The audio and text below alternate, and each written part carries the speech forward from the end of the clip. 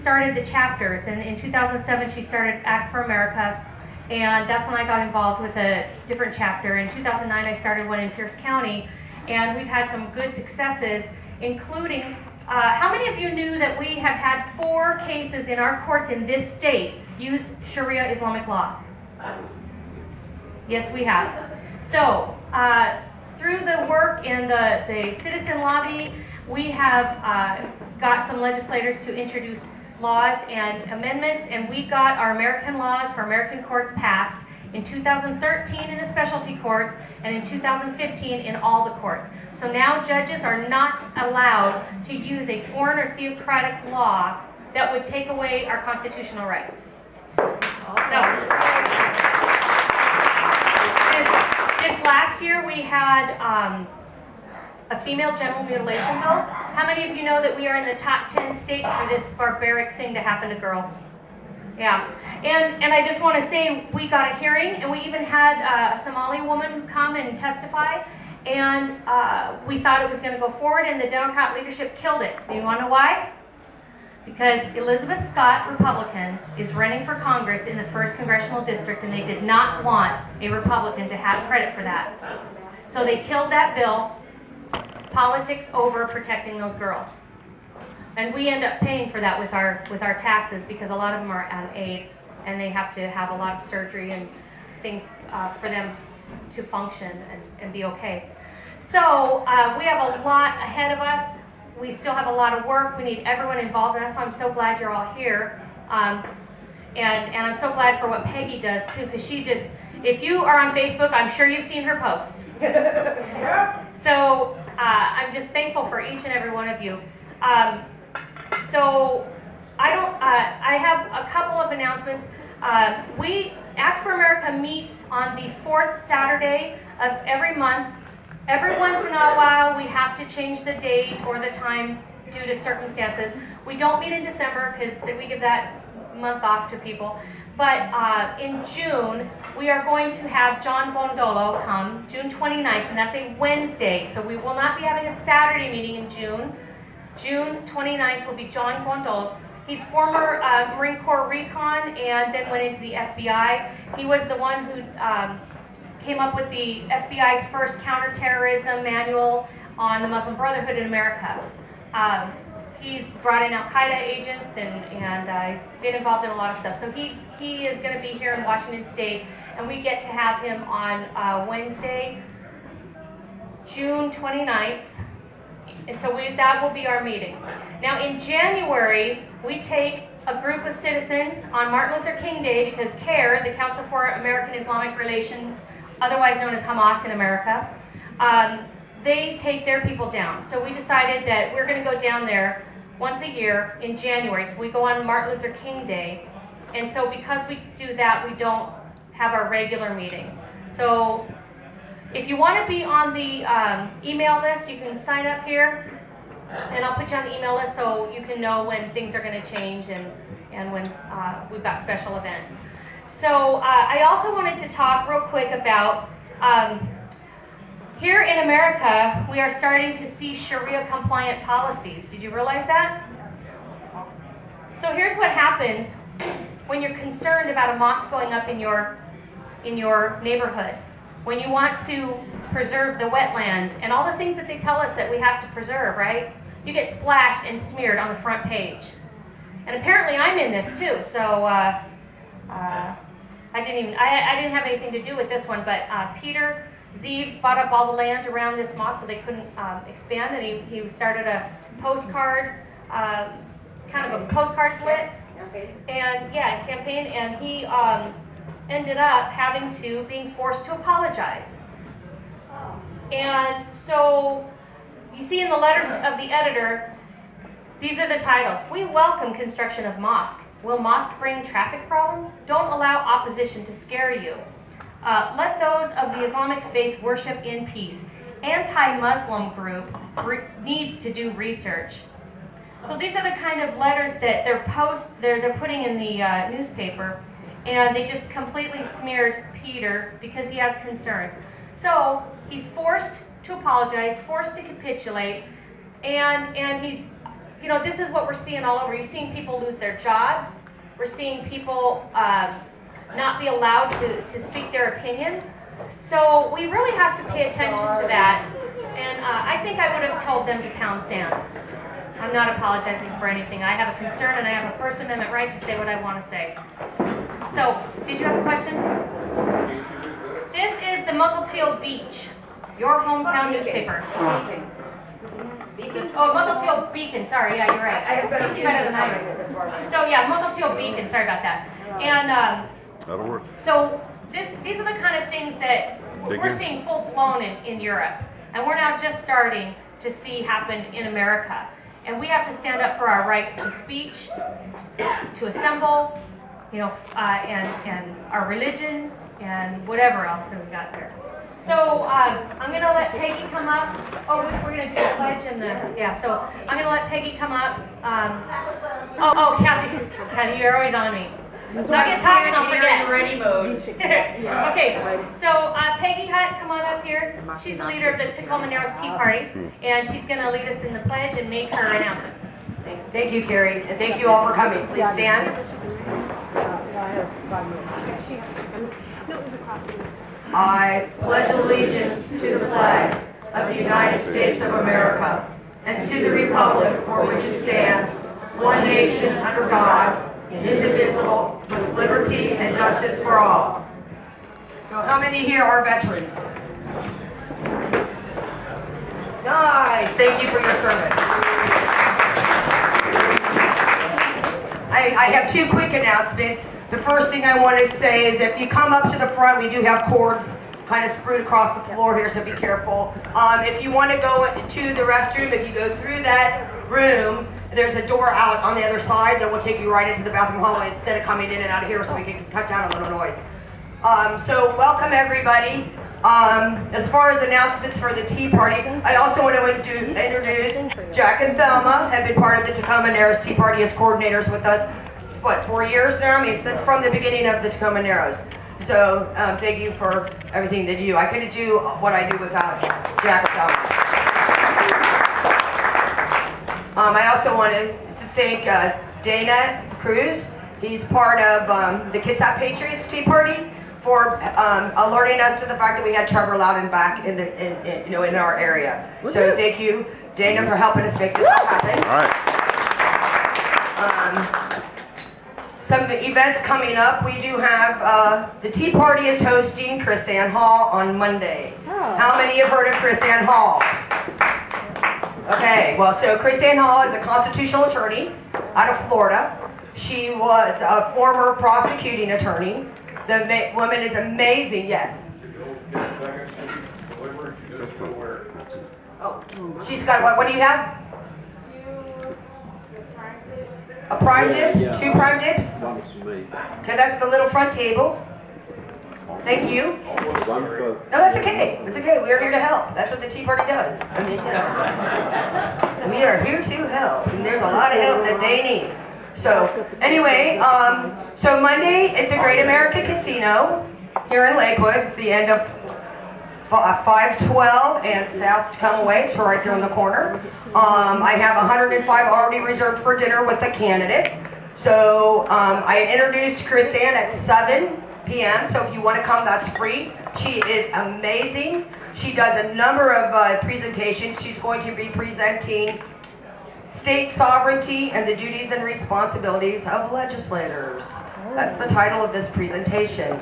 So I was pretty cool. I set up dinner with the candidates, invited a bunch of them to come. So anyway, they get a chance to speak while you're all eating. But once I introduce Chris Ann Hall, so at about 6:30, if you're not registered for dinner, please come at about 6:30 and hear Chris Ann. She's amazing. So I'm expecting about 200 people there. Friday, and the last Friday of every month, is the Tacoma Narrows Tea Party meetings. Now we are on the Gig Harbor side of the bridge. So we meet at the Gig Harbor Library at 7 the last Friday of the month. This week, this coming Friday is our meeting, and we are showing Agenda 2, The Masters of Deceit. So has everybody seen Agenda Grinding America Down? Okay, that's free online. You can watch it on YouTube. And that was where I was first introduced to Trevor Loudon. That movie came out in 2010. The newest one, The Masters of Deceit, is new this year. Was it last year? We're selling it. Oh, they've got it here. Okay, so we're showing that next Friday at the Gig Harbor Library at 7. People do show up at 6:30, and welcome to the evening, and we'll get started with that because that's what you came to do, not listen to me or Carrie. But anyway, Carrie and I have been at this for a long time, and we do as much together as possible. Well, not too long ago, I think it was in November, I got an email about a woman that I had met in 2013 at the Act for America National Conference when I got Chapter Leader of the Year.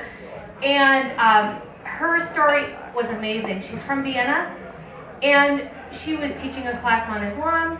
And she'll probably explain a lot more, but anyway, she was pretty much detained and charged with speech crimes.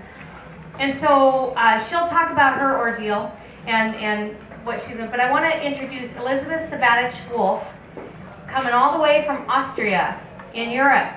Wow. Not Australia. Not Australia.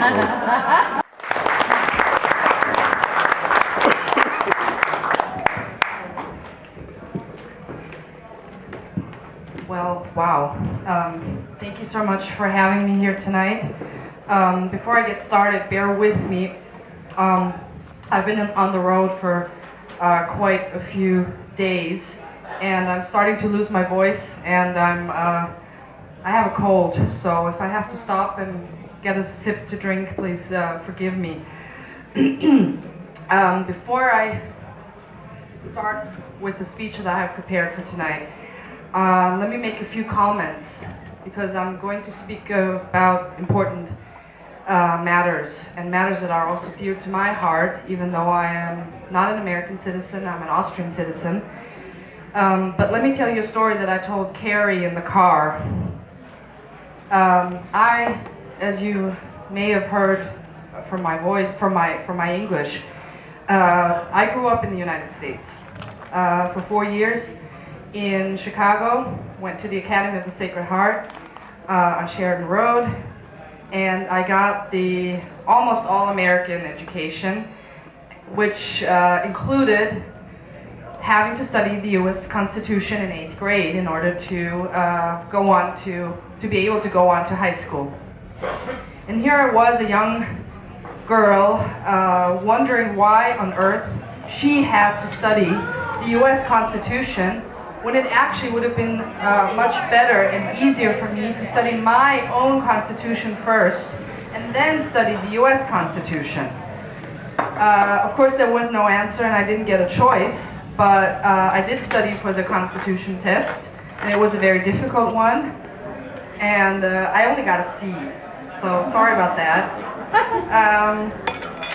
I did study hard, but it was only a C, so, but I can live with that, because back then, in 1986, in Chicago, the wretched beehive of liberalism and Obama land, who would have guessed that one day I would be standing among you patriots, Act for America, and Tea Partiers, who would hopefully share the love for the U.S. Constitution.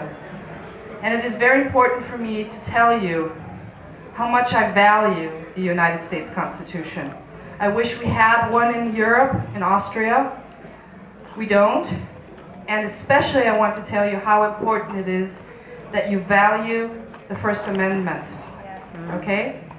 And I don't know if you're aware, has anyone heard of a girl named Molly Norris?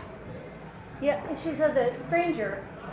And she went underground, didn't she? Yeah. Exactly. And you should all be raising your hand because she's from right here. Molly Norris is a cartoonist, if I remember correctly. And she stood up for the Danish cartoonist Kurt Westergaard. And the powers that be at CARE and other institutions did not like what she had to say and what she drew. And she was visited by the FBI, if I remember correctly, and told to go underground, to disappear. She's gone. Okay? She's gone. Nobody knows where she is, but she's missed sorely. And if you think that you still have your First Amendment rights, well, think again. Yep. Because that's what Molly Norris did. And she's now gone. And I want to remind you that Molly Norris should be here among us. And she shouldn't be in hiding. Okay? So that may happen to you too. If you don't stand up for your First Amendment rights and your Second Amendment rights. Okay? And that's a story that we should all take to heart. So, with that, I will get started. And it will take about 45 to 50 minutes. And depending on what Carrie has planned, I might be able, unless I lose my voice completely, I might be able to take a few questions. And let's get started. So, ladies and gentlemen, it is a great pleasure to be here in Tacoma. Thank you so much, Carrie, for inviting me to come here. It's just amazing, you know. What a way to end my 10 days here in the United States. And it's the first time here, by the way. I've never been out west before. And because there's so many mountains, I feel very much at home. Ladies and gentlemen, these are very perilous times we're living in. Advocates for freedom on both sides of the Atlantic need to stand together. For the past 9 months, Austria and the rest of Western Europe have undergone a profound transformation, one that will inevitably change the face of Europe permanently. I refer, of course, to the migration crisis, which began in earnest last summer and is continuing as I speak to you. As the weather warms up and spring gives way to summer, we may expect the crisis to intensify even further. More than 1 million immigrants have arrived in Austria and Germany via the Balkan route last year, and at least twice as many are expected to come this year, probably significantly more. And it was 90,000 in Austria, just last year. We're not talking about the years before.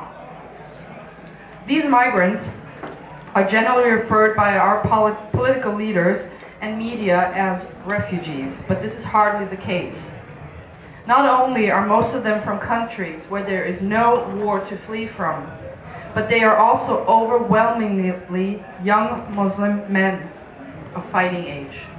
In other words, the current crisis is actually an instance of Islamic hijra, or migration into infidel lands to advance the cause of Islam.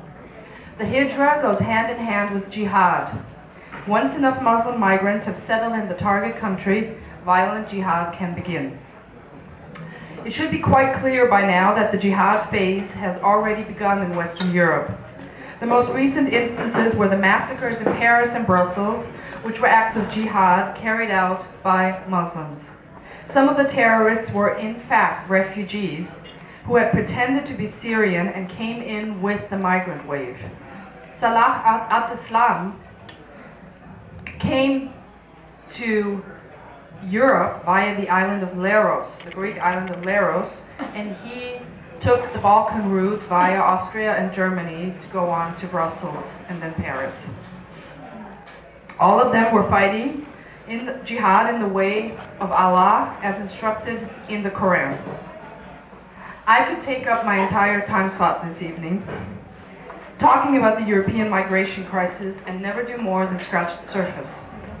However, I'd like to discuss one aspect of the crisis that is very important, and that is the manipulation by the mainstream media of the news about the migrants.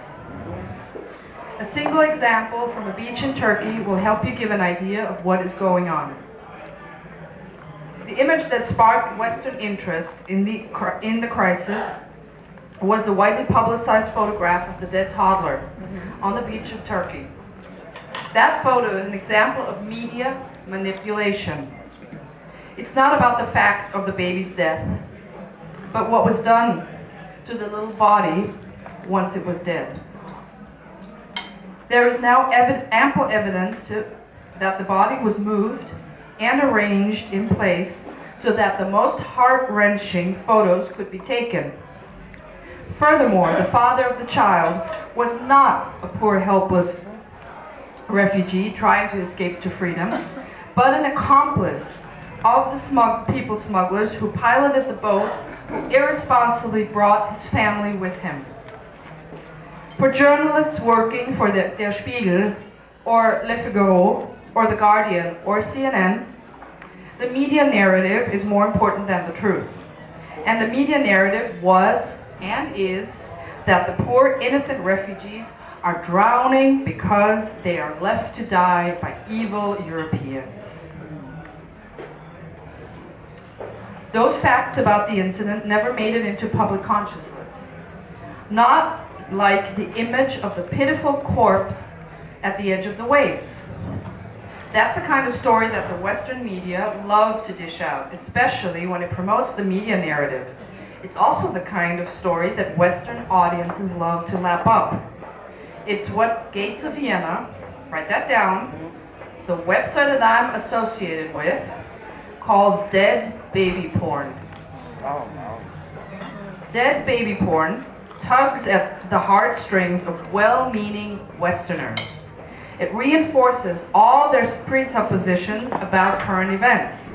It gives them a vicarious frisson about the poor, suffering child. And in their response, it makes them feel morally superior when they join the clamor to open their country's borders to the unfortunate refugees. The media feed the public a steady stream of photos and videos that feature pitiful migrant women and children. We see them looking through the razor wire towards freedom, quote unquote, weeping, cooking their food over a campfire, and being pushed back by the border guards. Yet these images are so misleading that they constitute disinformation. The ugly fact is that the overwhelming majority of the refugees are healthy young men who either have no wives and children or left them behind to seize the opportunity for hijrah into Europe.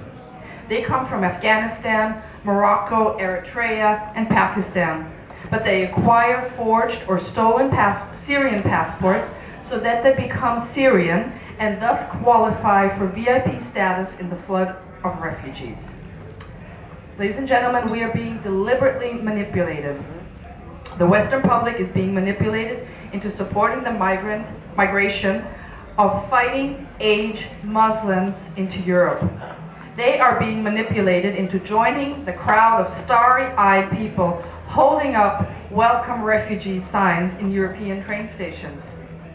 And they are being manipulated into paying for all of it through their donations to various NGOs whose mission it is to aid the refugees.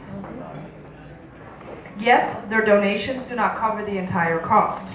It's a very expensive proposition to send refugees from Anatolia to the Greek islands and then through Macedonia, Serbia, Croatia, Slovenia, Austria, and Germany. It's not just the payment to the people smugglers who take them across a few miles of the Aegean and then dump them just off the beach on Lesbos, although that is expensive enough. From there, they are carried by ferry to the mainland, housed, clothed, and fed. When they continue their journey, they ride on buses and trains almost the entire distance.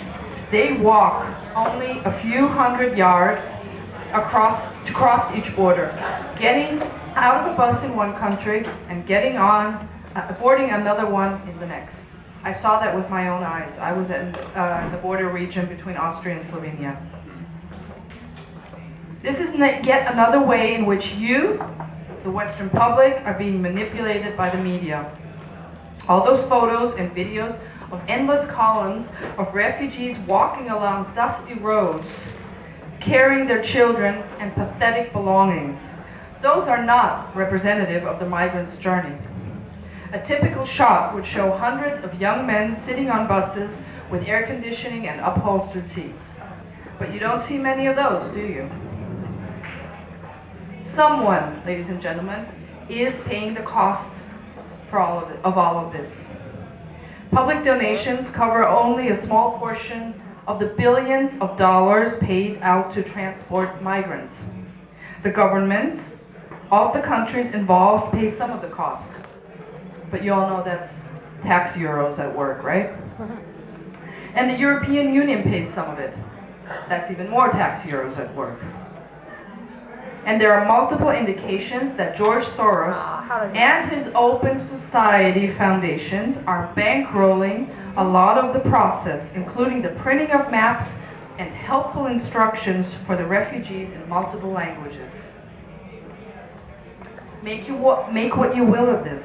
No matter what their motives are, the internationalists who push for global governance and a borderless world are expending vast amounts of money to fool the European public and move millions of Muslim immigrants into Western Europe. Europe will become diverse, whether it likes it or not. And if, as a consequence, terror attacks have to kill hundreds or thousands of people and women have to be gang raped, why? Those are just the unfortunate side effects. You can't make an omelet without breaking eggs, you know, especially white European eggs. Ladies and gentlemen, the migrant crisis is just the beginning of what might be called the kinetic phase of the deconstruction of the European nation states.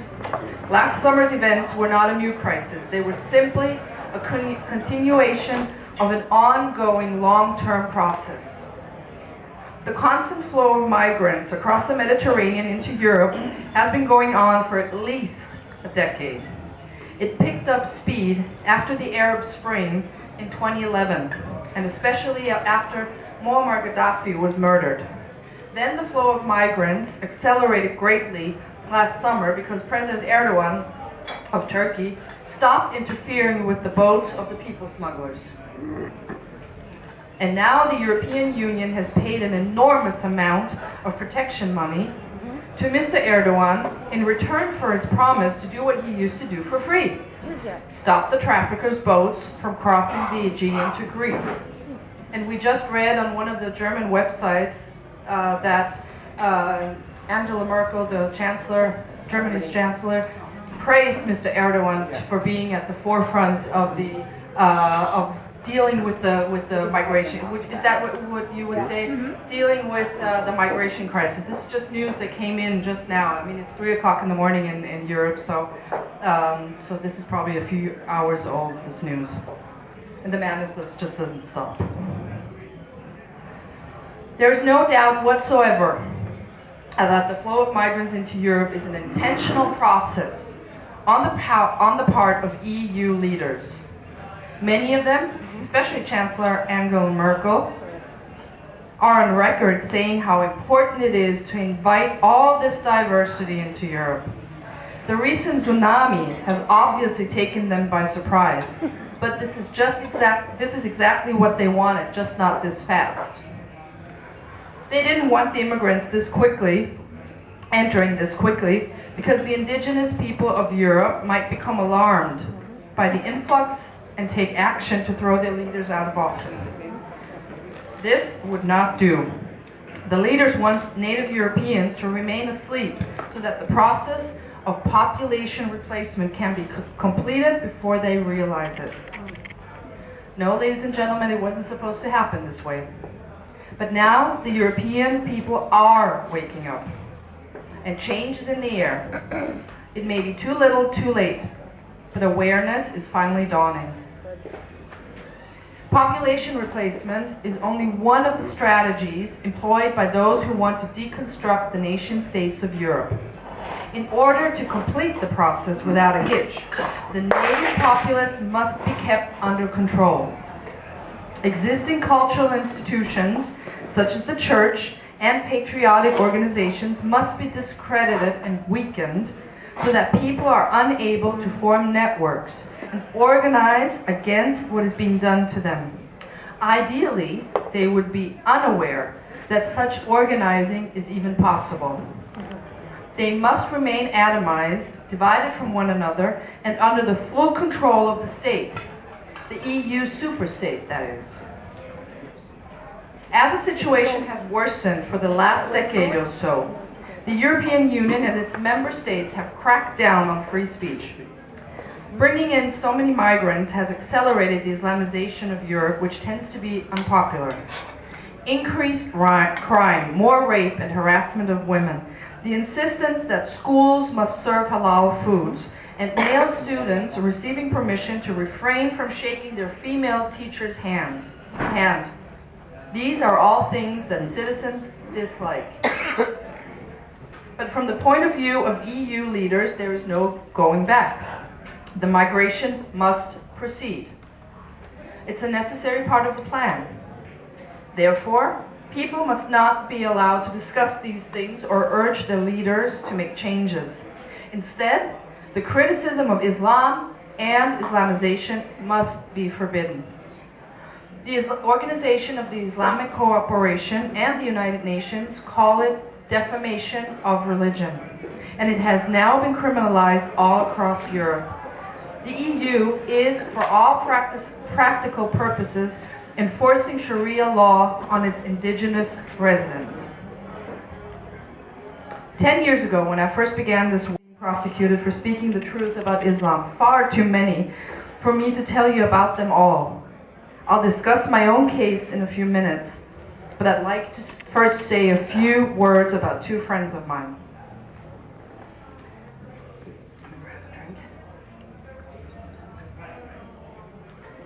The first case is that of Geert Wilders, the leader of the Party for Freedom, or the PVV, the most popular political party in the Netherlands. If an election were held today, the PVV would win at least twice as many seats in parliament as any other party. After the current government falls, Geert may very well become the next prime minister. Oh yeah. Yet the government is prosecuting him for what he said about Moroccan immigrants. His first court appearance was last month, but the trial was postponed until next fall. He is being charged with discrimination for asking his supporters at a rally whether they wanted, and I quote, more or fewer Moroccans in the Netherlands, end quote. The charges against him were brought after thousands of complaints had been filed with the police on pre-printed forms that police themselves had handed out in Muslim neighborhoods and that imams had distributed to their illiterate congregants, many of whom had no idea what they were signing. In other words, Geert Wilders was set up. His outspoken opinions about Islam, immigration, and the EU are considered unacceptable by the powers that be, and he must be stopped at any cost and by any means. His trial is a travesty, a hodgepodge of justice. To call it the kangaroo court would be an insult to the world's marsupials. A more fitting term would be show trial, just like those ordered by Stalin in the 1930s against his political opponents and enemies. This is not the first trial that Geert Wilders has had to endure, nor is it his second. This is the third time that the Dutch state has prosecuted him for hate speech. The first ended in a mistrial due to prosecutorial misconduct. In the second, he was acquitted. But the establishment will not be satisfied until it has convicted him and ended his political career, so it is putting him on trial again. Another friend who is being persecuted by the state is Tommy Robinson. Has anyone heard of Tommy Robinson? EDL. Okay, far too few. So that's what I'm going to tell you about him now. Tommy Robinson was one of the founders of the English Defence League and was its leader for 5 years. Tommy has been brought to court by the British government numerous times. All of those prosecutions, the hate speech charge and all the others, were trumped up affairs carried out for political purposes. Tommy's most recent conviction was for mortgage fraud, a minor crime for which no one else has done jail time. In fact, members of parliament have done exactly the same thing but were never even charged. Tommy, on the other hand, was sentenced to 18 months in jail. While Tommy was inside, he was locked up with hardened Muslim criminals who wanted to kill him. He was repeatedly attacked and beaten up and ended up in the prison hospital more than once. He lost his teeth. His nose was broken multiple times. On one occasion, he was locked in a cell with several Muslim prisoners.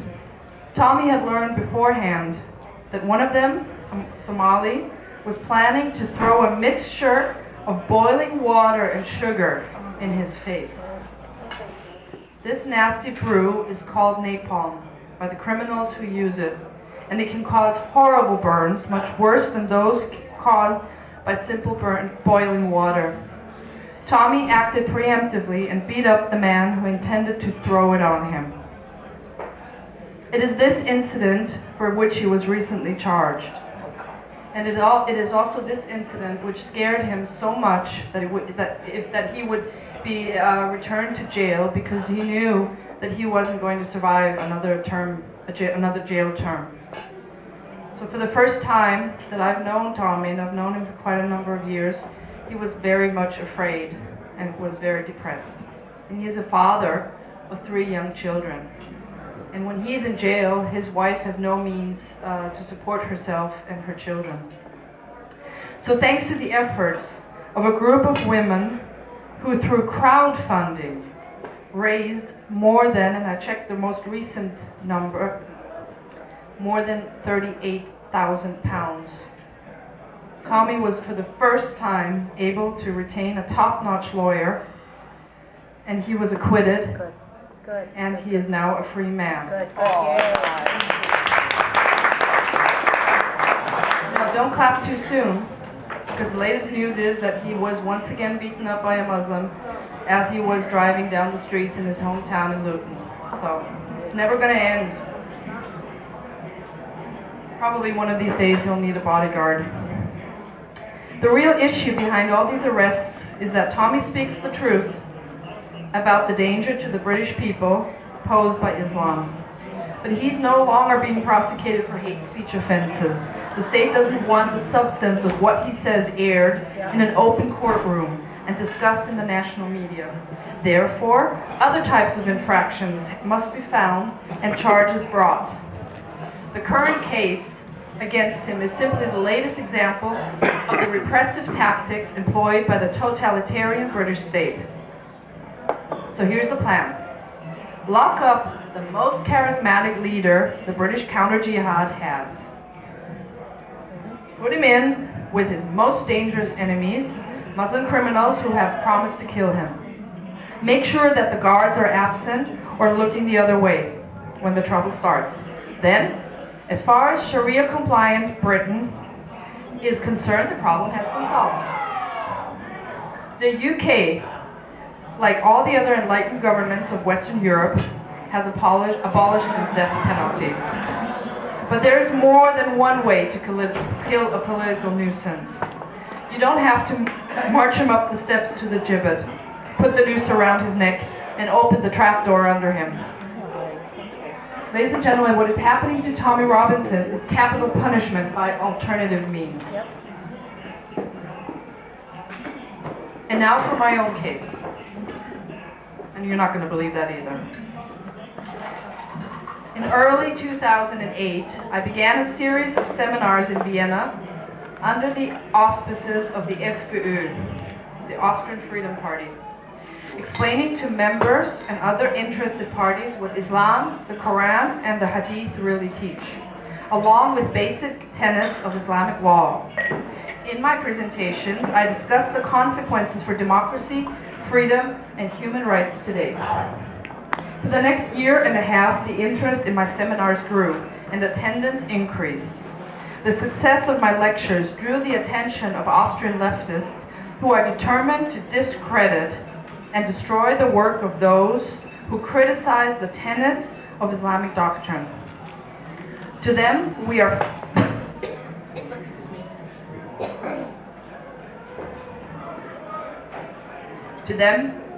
We are racists, fascists, and Islamophobes.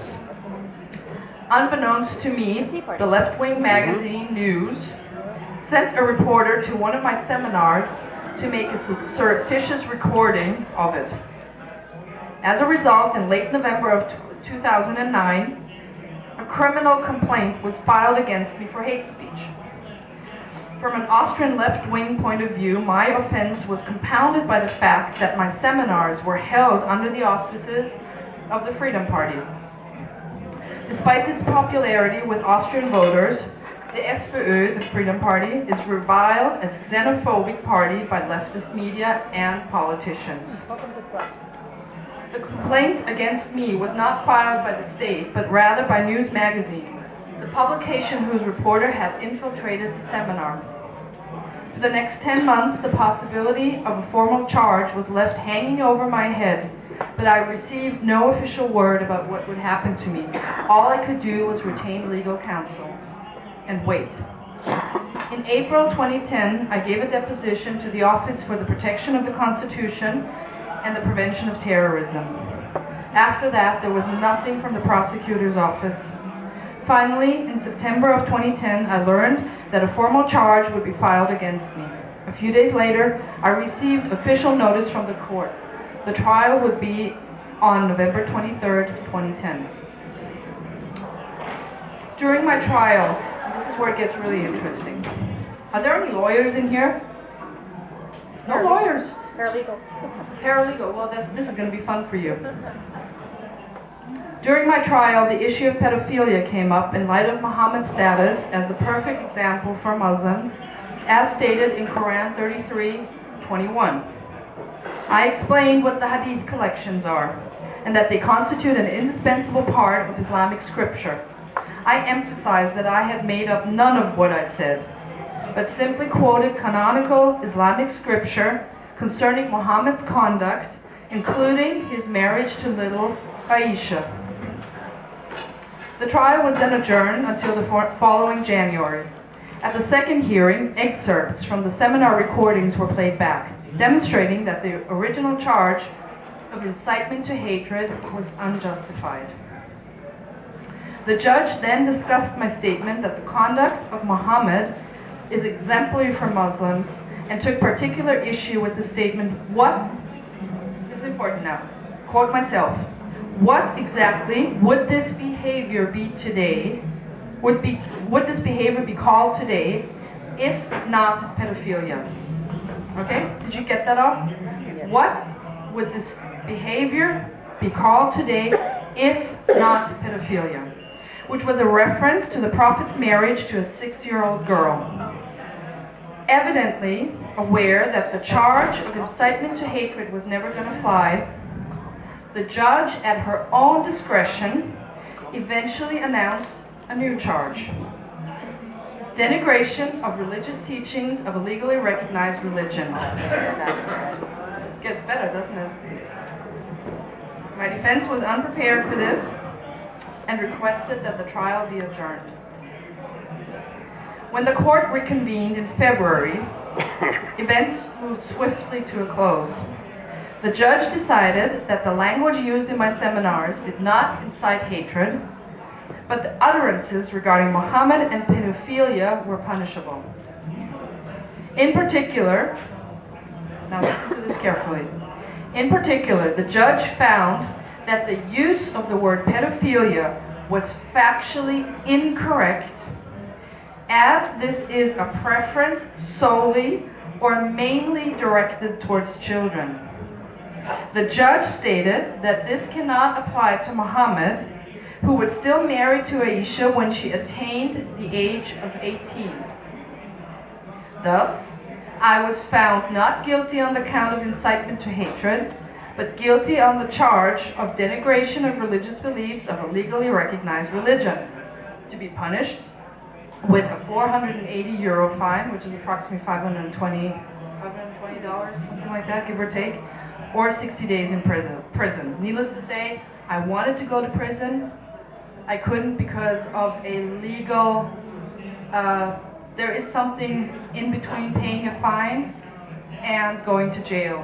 and that would have been to sort of raid my apartment and look for something that's worth 480 euros, which of course the TV would have been, and that wouldn't have served the purpose, so that's why jail was out of the question. But it would have been fun. No, seriously, I really wanted to go. I mean, I would have made a statement there, okay? Dispatches from a prison cell. I mean, great, isn't it? Yeah. I mean, and you know, imagine the mother of a 6-year-old girl being hauled off to prison on a denigration charge. I mean, I would have liked to have seen what the state would have done then. But anyway, it wasn't to be.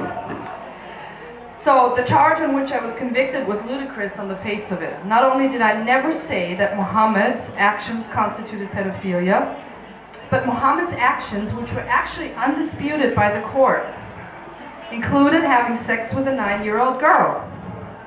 If I had said what I was accused of, it would have been nothing more than the simple truth and unremarkable to any normal, sane person. I appealed to my conviction to a higher court.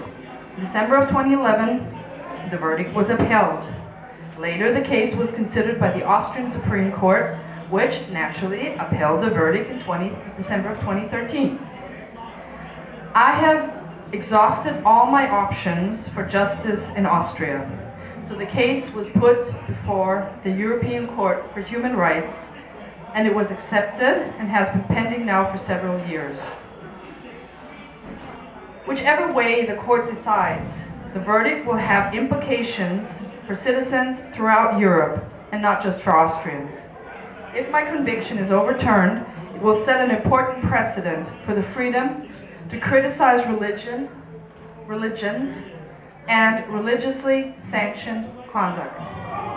If, on the other hand, my conviction is upheld, the situation will be dire indeed. To quote the words of British Foreign Secretary Sir Edward Grey, spoken on August 3rd, 1914, and I quote, "The lamps are going out all over Europe. We shall not see them lit again in our lifetime." When taken together, the events I've described tonight paint a picture of a Europe that is careening off a multicultural cliff. The traditional cultures and nations in Europe are being deliberately deconstructed so that a borderless society with no national identities can be constructed on top of the ruins. And a borderless Europe is simply a precursor to a borderless global society. Not while I breathe. This future entity is commonly referred to as the New World Order or global governance, and it is intended to be an unaccountable worldwide system of management and control modeled on the United Nations. A totalitarian behemoth, to paraphrase what George Orwell said, and I quote, "If you want a vision of the globalist future, imagine a boot stamping on a human face forever." However, recent reactions to the European migration crisis indicate that events may not in fact be unfolding as planned. The response of most of the member states of the European Union has been to tighten up their borders and reinstitute border controls. Just 2 weeks ago, Austria began fortifying its border crossing with Italy on the Brenner Pass in anticipation of a new surge of 300,000 immigrants that is expected to arrive in Italy this year. Immigrants don't want to stay in Italy or Greece. They want to move north to Austria, Germany, Sweden, or Britain, where the welfare benefits are the most generous. The Austrian government is well aware of the northward trajectory of the migrants and is acting to forestall it, just as it did last winter when it closed the Balkan routes. So, one update to when this speech was written 2 weeks ago to today. I just checked Austrian news on my Kindle, and apparently Austria will close the border at the end of May. Yay! Okay? Yay.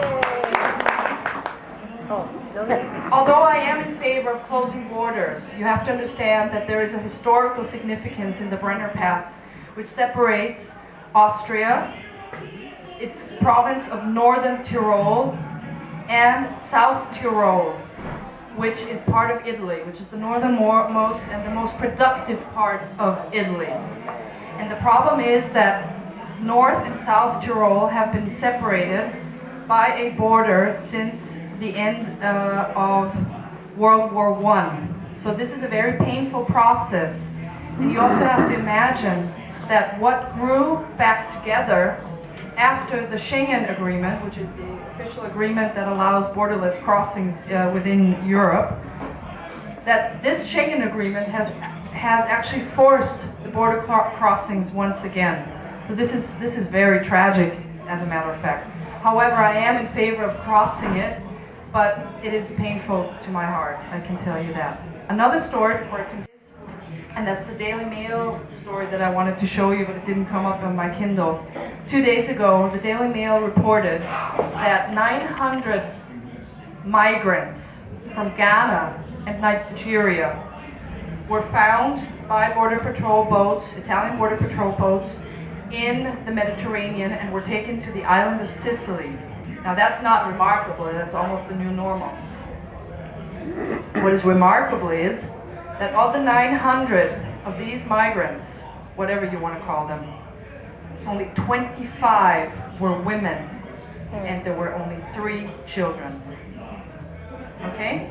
These are the men, young men, who are going to roam the streets of our towns and cities in Europe, raping, because these men have needs. And God help us all if they touch my daughter, because then I will be languishing in jail, I can guarantee you that. The successive closure of European borders is widely seen as the death knell of the Schengen Agreement, under which all but 2 EU countries plus 4 non-EU countries, such as Switzerland, had been effectively borderless for internal travel purposes. When the EU political leaders meet to discuss the crisis, it is often with the stated intention of saving Schengen. But you know, ladies and gentlemen, Schengen is already dead. They just don't realize it. Paradoxically, even as they close their borders to more immigrants, European countries are cracking down harder on domestic dissent. On the topic of immigration and Islam, in Germany and Britain, people are being arrested for posting messages that criticize immigrants or Islam on social media. For instance, police in Berlin recently raided 10 residences after their occupants had voiced anti-migrant sentiments on Facebook. A man in Belgium spoke negatively about Muslims who celebrated the Brussels massacre and was immediately visited at his home by 3 policemen who requested that he refrain from such criticism in the future. If European countries are now determined to keep out future migrants, why are they cracking down on citizens who criticize immigration? The short answer is there are millions of immigrants already here. Hence, they must be placated.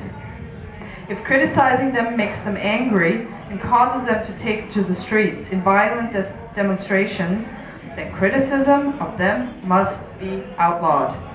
I don't need to tell you that most of these millions of immigrants are Muslims. That's why criticism of Islam must be vigorously suppressed. Notwithstanding the much trumpeted status of Islam as a religion of peace, Muslims in Europe are notoriously prone to violence and are always ready to take to the streets at a moment's notice. They may begin with loud chanting and signs that say, "Behead those who insult the Prophet," but they more than likely will escalate rapidly to throwing rocks, assaulting the police, burning cars, vandalizing property, and other forms of general mayhem. No, it's better and much easier to silence the critics of Islam in the hope that mob violence may be postponed just a little while longer. Exceptions to the general repression may be found in EU member states of the former East Bloc. It seems that people who survived decades under communism are less susceptible to the tyranny of political correctness. There was a group that formed after the fall of the Berlin Wall and the end of communism, quote unquote. And this is called the Visegrad Group. And today this Visegrad Group is led by Prime Minister Viktor Orban of Hungary, President Miloš Zeman of Slovakia, of Czech Republic, I'm sorry, and Prime Minister Robert Fico of Slovakia. And they are an alliance of resistance. Not only do these countries allow dissent on the issue of Islam, their political leaders are among the foremost Islam critics. What they say into the microphones in their state broadcasting studios is the same thing that prompted the prosecution of Geert Wilders, Tommy Robinson, and myself. Nowadays, those former communist dictatorships host the freest speech in Europe. And the Visegrad Group is also resisting the mandatory quotas of refugees that the European Union is trying to impose. Hungary, Slovakia, the Czech Republic, and Poland have all declined to take in any of Mrs. Merkel's refugees. President Zeman and Prime Ministers Orban and Fico have gone so far as to state that they specifically do not want any Muslim immigrants, that Islam is incompatible with a free, democratic society. In the most recent example of former East Bloc resistance, on Sunday, April 10th, 2 weeks ago, Romanian citizens took to the streets to protest a mega mosque planned for Bucharest. I quote, "We fought the Ottomans for 800 years. We don't want any more mosques," end quote. Such were the chants of the demonstrators on the streets of Bucharest. The future of Europe may depend on these stalwart patriots behind what used to be the Iron Curtain. They are leading the way, showing the cowardly political leaders of Western Europe how these things could and should be done. Ladies and gentlemen, you may be asking yourselves, why should I care about what's happening in Europe? These things are thousands of miles and an ocean, and even the entire United States away from here. Let the Europeans sort it out for themselves.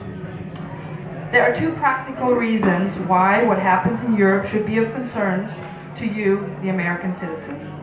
The first is that an Islamic ascendancy in Europe poses a security threat to the United States. Not only does Western Europe, offer a springboard for the great jihad to jump the Atlantic, but there are also stockpiles of nuclear weapons and other advanced armaments in Europe. There are already far too many Muslims in the ranks of the military in France and Britain. What will happen when the tipping point is finally reached and the sleeper cells are activated?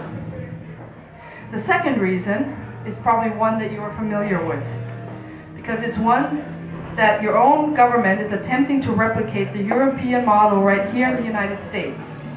Under the so-called refugee settlement program, blah, blah, blah, blah, blah. Skip that because you know all of that. The US government has acknowledged that it is impossible to vet these migrants, and still they bring them in.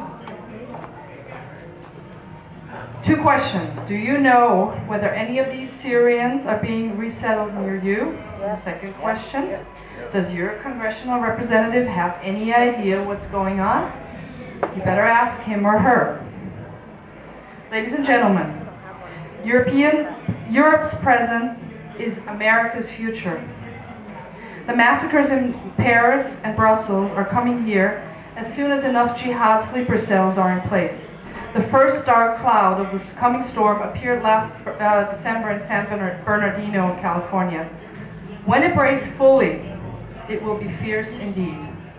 Those who plan a borderless world are just as intent on overwhelming the United States with third world immigrants as they are France, Germany, and Britain.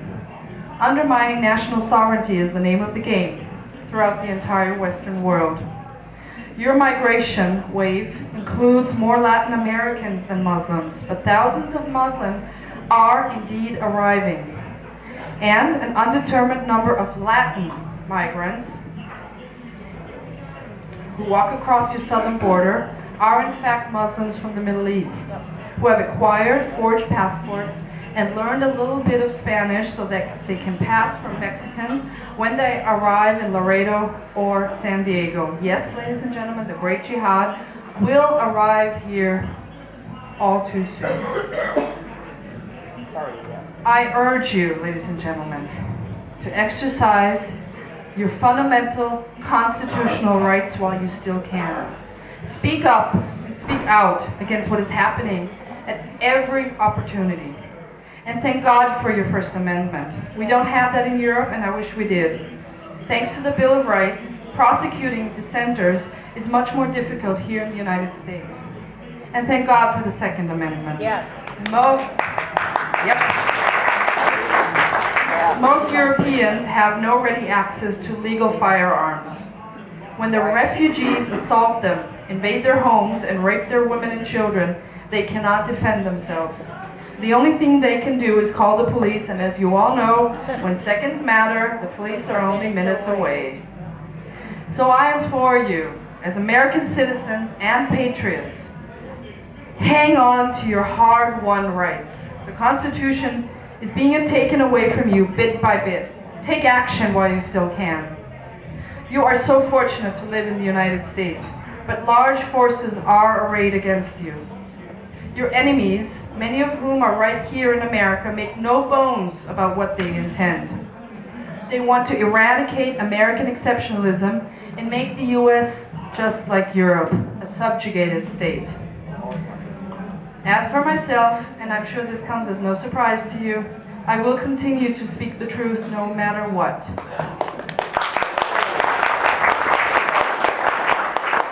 I owe as much to my beloved daughter, and her children, and her children's children.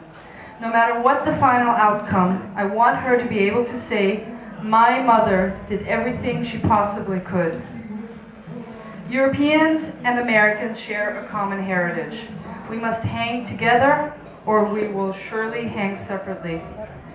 Ladies and gentlemen, I urge you to stand with me, and I tell you, no surrender ever. Thank you very much.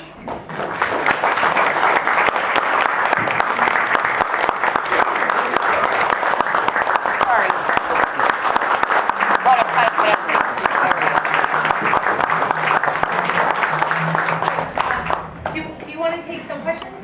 Just a few questions? Anyone have any questions? Linda. Do you think Erdogan is going to proclaim himself as a coward? Because we see that in Morocco, we see what's going on. Get the first part. Do you think Erdogan is going to Proclaim himself as a coward? I think that's what he would like to do, but I wonder that, and that's also why he's sort of fighting ISIS, but actually not really. Yeah. So yes, I do think a caliphate is rising, whether it's under Erdogan's or ISIS's command. It doesn't really matter at the end of the day. You said something, Elisabeth, about your conviction is pending. At the European Court for Human Rights, which unfortunately is one of these international courts, but this is the only court that I may get my justice. The chances are they're good, let's put it that way. Okay, I won't, for tactical reasons, I won't go into more detail. You say several years. It's already taken almost 5 years, so it could take another 2 years, maybe. What I can tell you is things are now slowly moving, but I'll leave it at that. And if there are any news to proclaim, I hope you're going to check Gates of Vienna, and then Carrie can tell you all about it. Okay, she will keep you posted. Can you speak, excuse me, can you speak to the condition of Hungary right now for immigration? It's quiet. Yeah, I mean, because Orban has done his homework, and what he does is he's actually executing the law, European law, for which he has been heavily criticized by almost everyone in the European Union. So it's quiet. There's a trickle, but it's not something, it's maybe 1, 2, 3, 4 a day, nothing major. So yeah, good for Orban. Any other questions? Yes. No, just go ahead and ask your question. The question is, did Europe start waking up after the France and Belgium attack? No. No. No. Europeans really, I mean, they are, what I said in the speech, they are starting to wake up. But waking up doesn't mean taking action, okay? So if you're asking me if they're taking action, absolutely not. Okay, any other questions? Yes, ma'am. Yeah, go ahead. If a multitude of people start taking action, what form is that going to take and what kind of resistance are they going to meet? Well, I'm very much afraid that this is going to be very violent because, you know, this is a subjugated people, not just the Austrians, not just the Germans, and it's going to be, you know, the proverbial, it's the pot that explodes under the pressure, and the frog that will jump out at some point, and the frog ain't going to be pretty. So. That's my fear and has been ever since I started this. I see no signs on the horizon for this to end peacefully. And even if it does, we talked about this before while we were having dinner, the demographics are going to kill us. Okay? That's one of the major problems. And how are you going to throw out millions of Muslims? I don't want to do it. So is it going to be like another Balkan? I don't know. I don't think it's going to be like anything we've ever seen before. And you know what? When this is compounded by the European and Western debt crisis, God help us. Belinda? I just want to know, it looks like the media in Germany who are anti-immigrant, what's going on with them and how are they dealt with? You know what? I think we should refrain from calling ourselves anti-immigrant. I want controlled immigration. Okay? It shouldn't be anti-anything. Okay? Because our enemies or our adversaries will hold this against us. And you know, the Pegida and the new political party, the Alternative for Germany, they are being constantly vilified, and I can tell you that at the Pegida marches, as far as I have been able to ascertain, no violence takes place, at least not from the Pegida marchers. The violence and the destruction and the torching of cars and the pelting of policemen and officers is done by the other side, the so-called Antifa, the anti-fascists, who are actually paid for by the government. Okay, there is ample evidence to suggest that the unions in Germany pay these protesters. Oh yes, oh yes. Big surprise? Nah. Okay, and you know what? I've come to the conclusion: the more vilified someone or something is, the better it is usually, and the better it is for us. And we should support these people. Okay. One last note that I would like to make before I hand over the microphone and lose my voice. If you are people who pray, it's not only the United States that gets to choose a new president, and I do hope that you vote for, you make the right decision. Okay. And I can imagine you guys are not going to vote for Bernie or anyone else like that. At least I hope so. But I do would like you to pray for Austria, because in about 2 hours, the polling stations in Austria will open, and the Austrians will get to choose a new president. And it looks promising that this may even be an election that goes to the Austrian Freedom Party's candidate. I already voted by absentee ballot before I left the country on April 14th, and I already told Carrie by the time I wake up tomorrow morning, hopefully I'll have the good news on my cell phone that we won't have a new president because we have 6 candidates, so I don't think anyone will reach the 50+1. But at least, if it's a runoff election in May, hopefully, we do have a chance that maybe the left will be defeated for the first time in Austria, and we will have a candidate who will not open the borders and who will be on our side, the indigenous Austrians. Okay, so that's just in case you are, if you before you go to sleep, you offer a prayer that Austria gets a good president. Okay, thank you again for inviting me here. It was a true pleasure. And it was very exciting for me to be here. I'm now going to go back to Austria, be with my family, and continue my work from basically underground. My public speaking for this year, well, at least for this, until September, will now cease. I will return to being a pumpkin. God for Matt Shea. Thank God for our freedom agenda guys and Elisabeth Scott.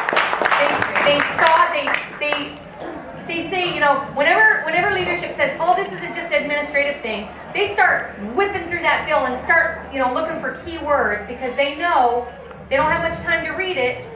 They know something's trying to be slipped under the rug for us. So they found this, and Matt Shea from Spokane, he put some amendments on it. One of the amendments was, foreign and theocratic laws could be used. And the point is, these bills had to be passed in all 50 states for it to circumvent the ratification process. If all 50 states had passed this bill with the exact same language, no changes, that would have been a ratification without sending it to our Congress where it was supposed to go. Thank God we have some legislators that still believe in freedom and liberty, and they changed the language. Now, Matt's not sure if it will stand up to a court challenge, but we stopped this bill in a lot of other states because the word spread. Why? Because we're connected now. We're networking now. You heard Elisabeth talk about people not knowing how to get involved and network with people. Well, we're doing that, and that's why we need to stay involved. We may not agree on everything. In fact, I know we're not going to agree on everything, but it's okay. Because we have that freedom, we can do that. And we can still love our friends even if we don't agree with them, right? So I'm going to let Peggy come up and introduce Trevor. Because one thing that was interesting that Elisabeth was talking about is having enemies within our own government, which is a beautiful segue for our next guest. So Peggy, do you want to come up? This says the enemies within, and she and Trevor will talk about that. Peggy. Thank you, Carrie. Thank you all for coming once again. As far as what we're going to speak about next, I had the honor to meet Trevor Loudon in 2013. I helped spread him all over Western Washington, and it was a real honor to have him and listen to what he spoke about. He has written, the first book he wrote was called Barack Obama and the Enemies Within. And from what he tells us is he promised us that the next book he wrote wouldn't be quite as big. Unfortunately, because we have so many Congress critters attached to communism, the Communist Party USA and socialists and whatnot, we have every chapter in this book each chapter is on another Congress critter. So I've shared that book with Elisabeth Scott. I gave her my signed copy. I did get it back from her, but I let her have that all last year because I knew she was going to run for Congress, and I wanted her to be able to read on her where she was stepping into and knowing who her opponents were. So it was Trevor Loudon that gave us this new knowledge, and of course. Back in about 2012 is when I first came across the movie Agenda, Grinding America Down. The second one has just come out, so we have the pleasure of seeing that. So without further ado and taking up a whole lot more time, I'd really like to just introduce Trevor Loudon to you all.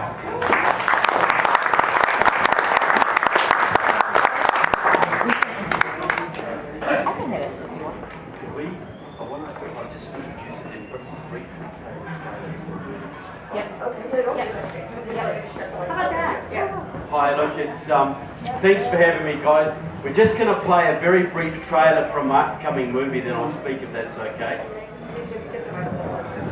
Can you hear me all right? Yeah. You understand the southern accent? Very. Yeah, so we'll play this very briefly, then I'll speak if that's okay.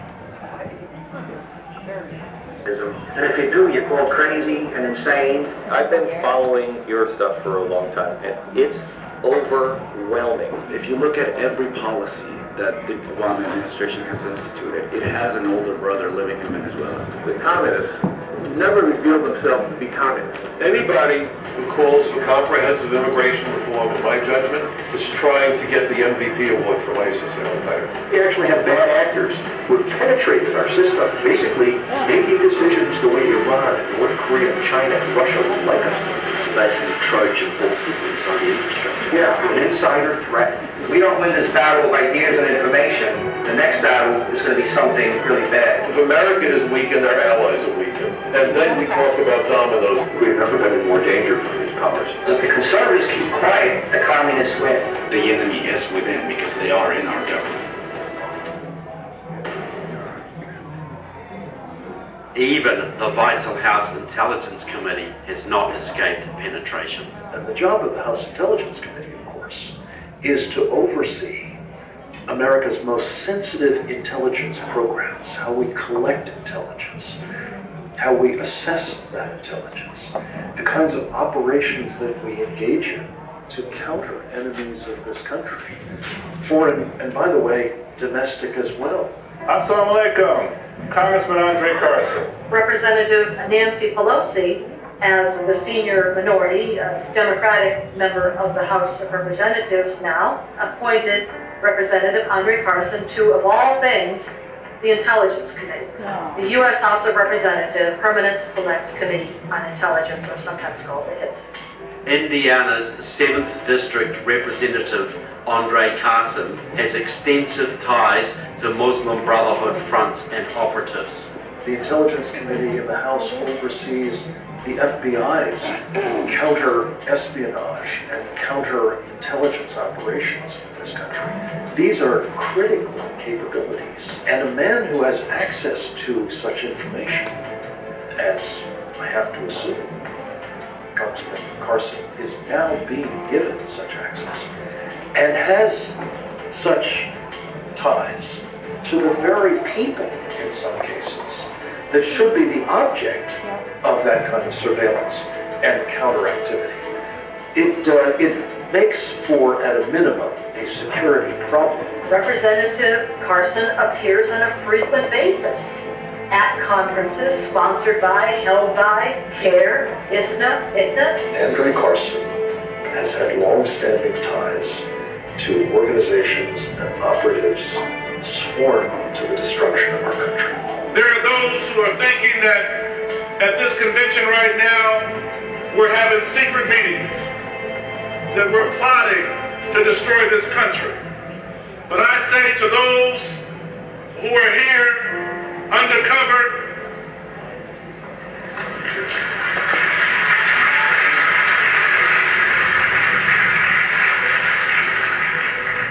Allah will not allow you to stop us. One of the things that we learned as a result of, among other things, evidence introduced into the prosecution's case in the largest terrorism financing trial in U.S. history, is that the Muslim Brotherhood is intent on destroying Western civilization from within. You need to give to character. You need to make sure that you have ground cover and air cover. No military can be successful without financial support. A key Muslim Brotherhood goal is to influence U.S. foreign policy. The Muslim Brotherhood is in the influence business.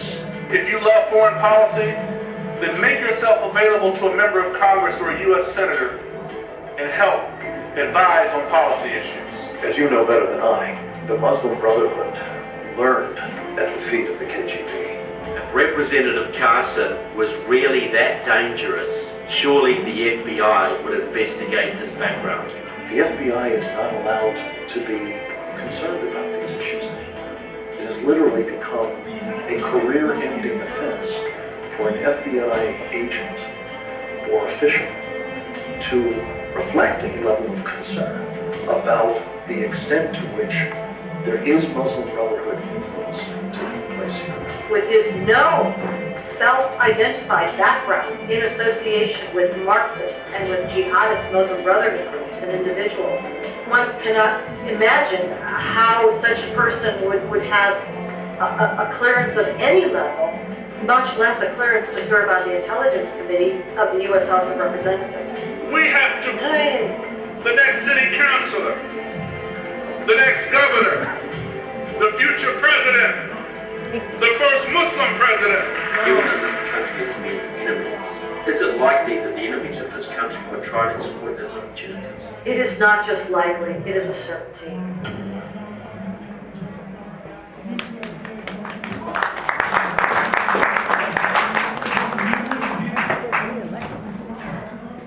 Well, thanks very much. Oh, this microphone. Oh. Hey, we're not letting here. It's grassroots campaign. Well, thanks very much, people, and thanks for coming. Thanks for Elisabeth for her great talk. Thanks for Peggy for inviting me, and thanks for Dana. And sorry, just got a drink. Dana and Taya for hosting me. I see a lot of familiar faces here, which is really good. I just want to. Elisabeth mentioned before about Austria. Well, it reminded me that this actually happened. I was in Los Angeles. I walk up to a street vendor, I buy some food, and the guy says, "Oh, you've got an accent. Where do you come from?" I said, "Well, I'm from New Zealand." He said, "Well, where's that?"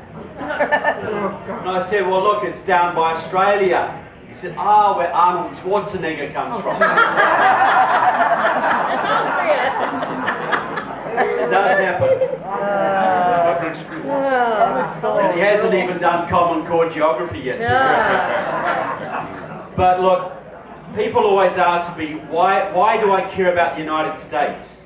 And I say there are two basic reasons. The first is simple gratitude.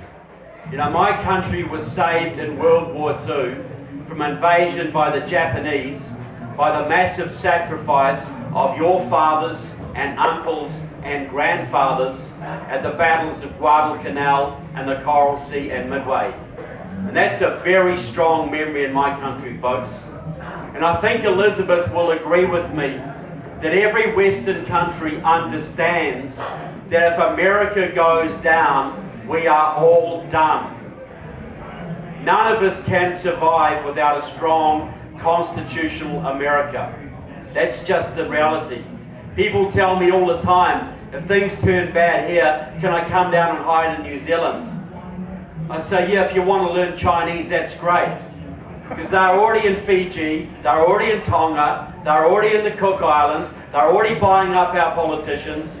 If you continue your retreat from the Pacific, we come under their control. Simple as that. Now,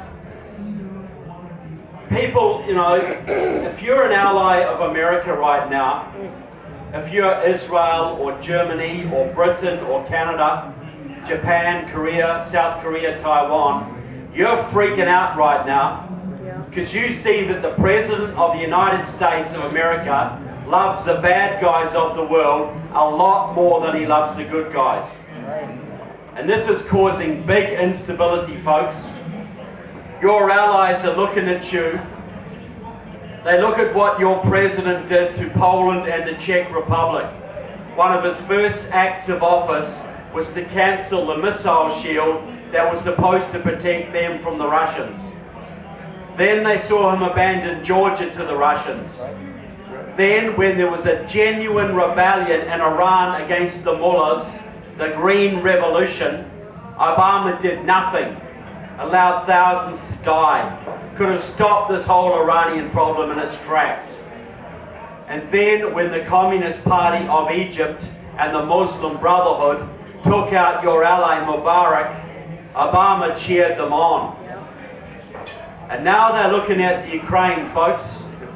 And I think you have to remember what Napoleon said about the Ukraine. Whoever controls the Ukraine controls Europe. Whoever controls Europe controls the world. These are big stakes we're playing for there, folks. The Ukraine has a treaty signed in your Senate under Bill Clinton guaranteeing that country American protection from Russian military aggression. They gave up their nuclear arsenal in exchange for that promise, folks. And now that they need it, where is it? So far, Obama has sent them a few $100 million of non-lethal aid and John Kerry. That's lethal. Well, you got to think. Who is John Kerry, people? He's basically Jane Fonda with less testosterone. Transgender. Just transgender. That's the word we use today. So these are big stakes we're playing for, folks. See, do you think, put it this way, right now Putin is trying to re-establish the old Russian Empire.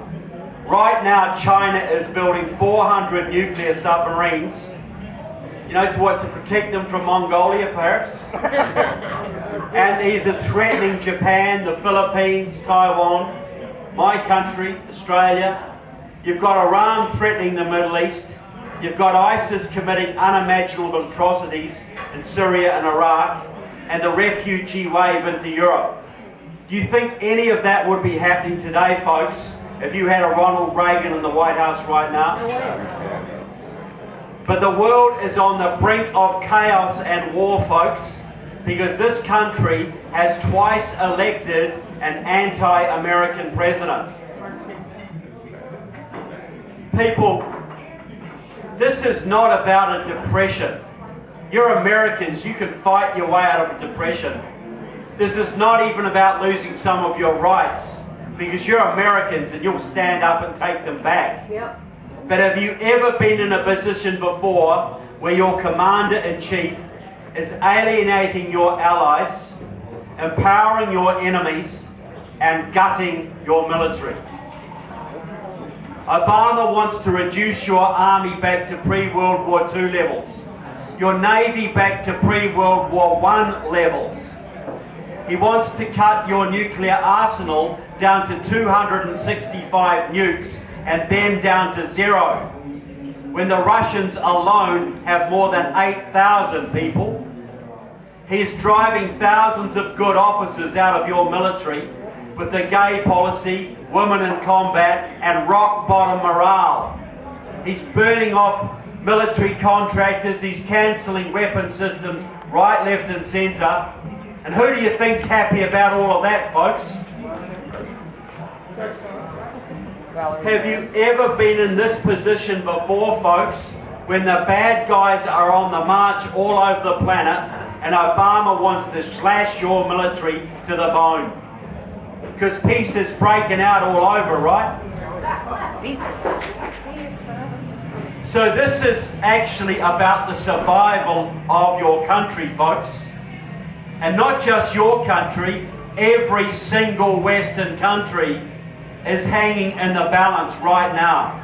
And it's going to take one more election in this country to finish it off if we get it wrong. One more. That's all it's going to take. Now, as you think about this, you know, Obama was mentored by Frank Marshall Davis, the Hawaiian communist. That man was on the FBI security index, meaning he would have been arrested the very day the war broke out with the Soviet Union.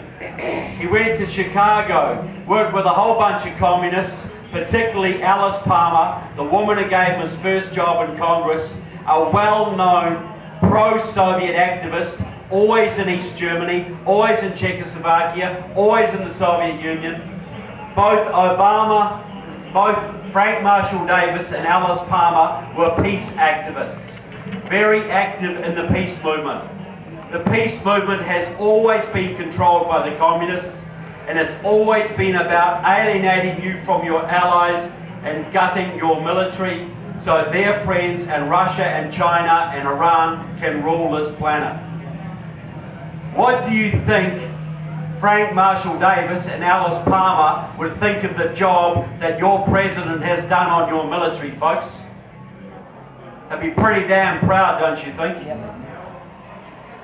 Now, my book, and I hope you will get the book because it's all about knowing your enemy. As Elisabeth very well explained, most people in Europe still do not understand their enemy, and most people in this country do not either. They do not even know they're at war. How can you win a war if you don't know you're in one, folks? Or who your enemy is? It's like trying to fight World War II and not identifying the Nazis. Saying, oh, there's some Asian people over there that are a bit of a problem. They attacked Pearl Harbor, but we can't say who they are or where they come from. How would that work out, guys? But that's where we are now. But the book is really about the two big secrets of modern communism. The first secret, I think they borrowed from the devil. Because we all know that the cleverest thing the devil ever did was to convince people he doesn't exist. Makes a lot of progress that way, right? So what have the communists in this country been telling you in the last 20 years, folks? We're not a threat, don't worry about us, we're pretty past it. Well, they tell you that lie for the same reason the devil does, folks, because they want to put you off your guard. Now, the second big secret of modern communism, which is hardly ever discussed in the thousands of books on the subject, it is the ability of a tiny Marxist party, maybe a few hundred comrades strong.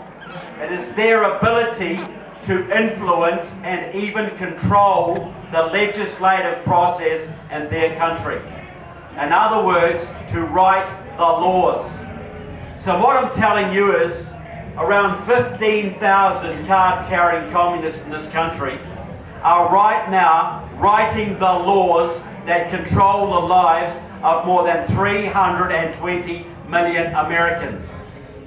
A little bit far-fetched, is it not? Well, this is how they do it, people, and this should resonate here in Washington State. You know, 40 years ago, they used to talk about the 47 states and the Soviet of Washington. Right, that's right. Because the communists ran this state. Through the Commonwealth Federation, they ran Washington right through World War II up until about 1948, 1950. And they still do, people, but they're just not quite as open about it. But the process is very simple. It's all down to the labour unions. Now you may say, well, you know, labour unions are, what, 11, 12% of the workforce? But you tell me this. You tell me one elected Democrat in your country, from county commission to federal level, who does not owe his job to the unions. You tell me one. They need the unions for money, for manpower, for get out the vote, even for vote fraud. It's the unions that get them elected. Now, you were very lucky in America for a long time, because when they kicked the communists out of the unions after World War II, they kept them out and kept them out for a long time. But in 1995, folks, it all changed. Because that was the year that Democratic Socialists of America and the Communist Party USA retook over the AFL-CIO. 5 years after the collapse of the Berlin Wall, that's when the communists conquered your unions. They took over every union, AFSCME, SEIU, United Auto Workers, NEA, you name it, they run it.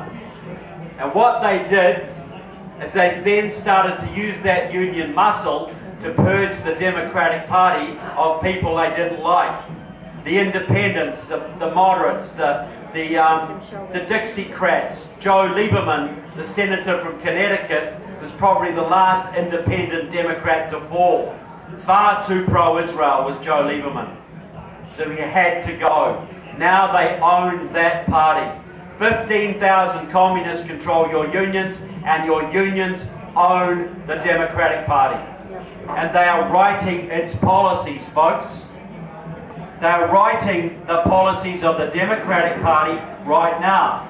It's very simple. The communists decide this is what we want for America. It might be normalization of relations with Cuba. It might be a new START treaty with Russia. It might be a nuclear deal with Iran. It might be Obamacare. It might be forgiveness of student debt.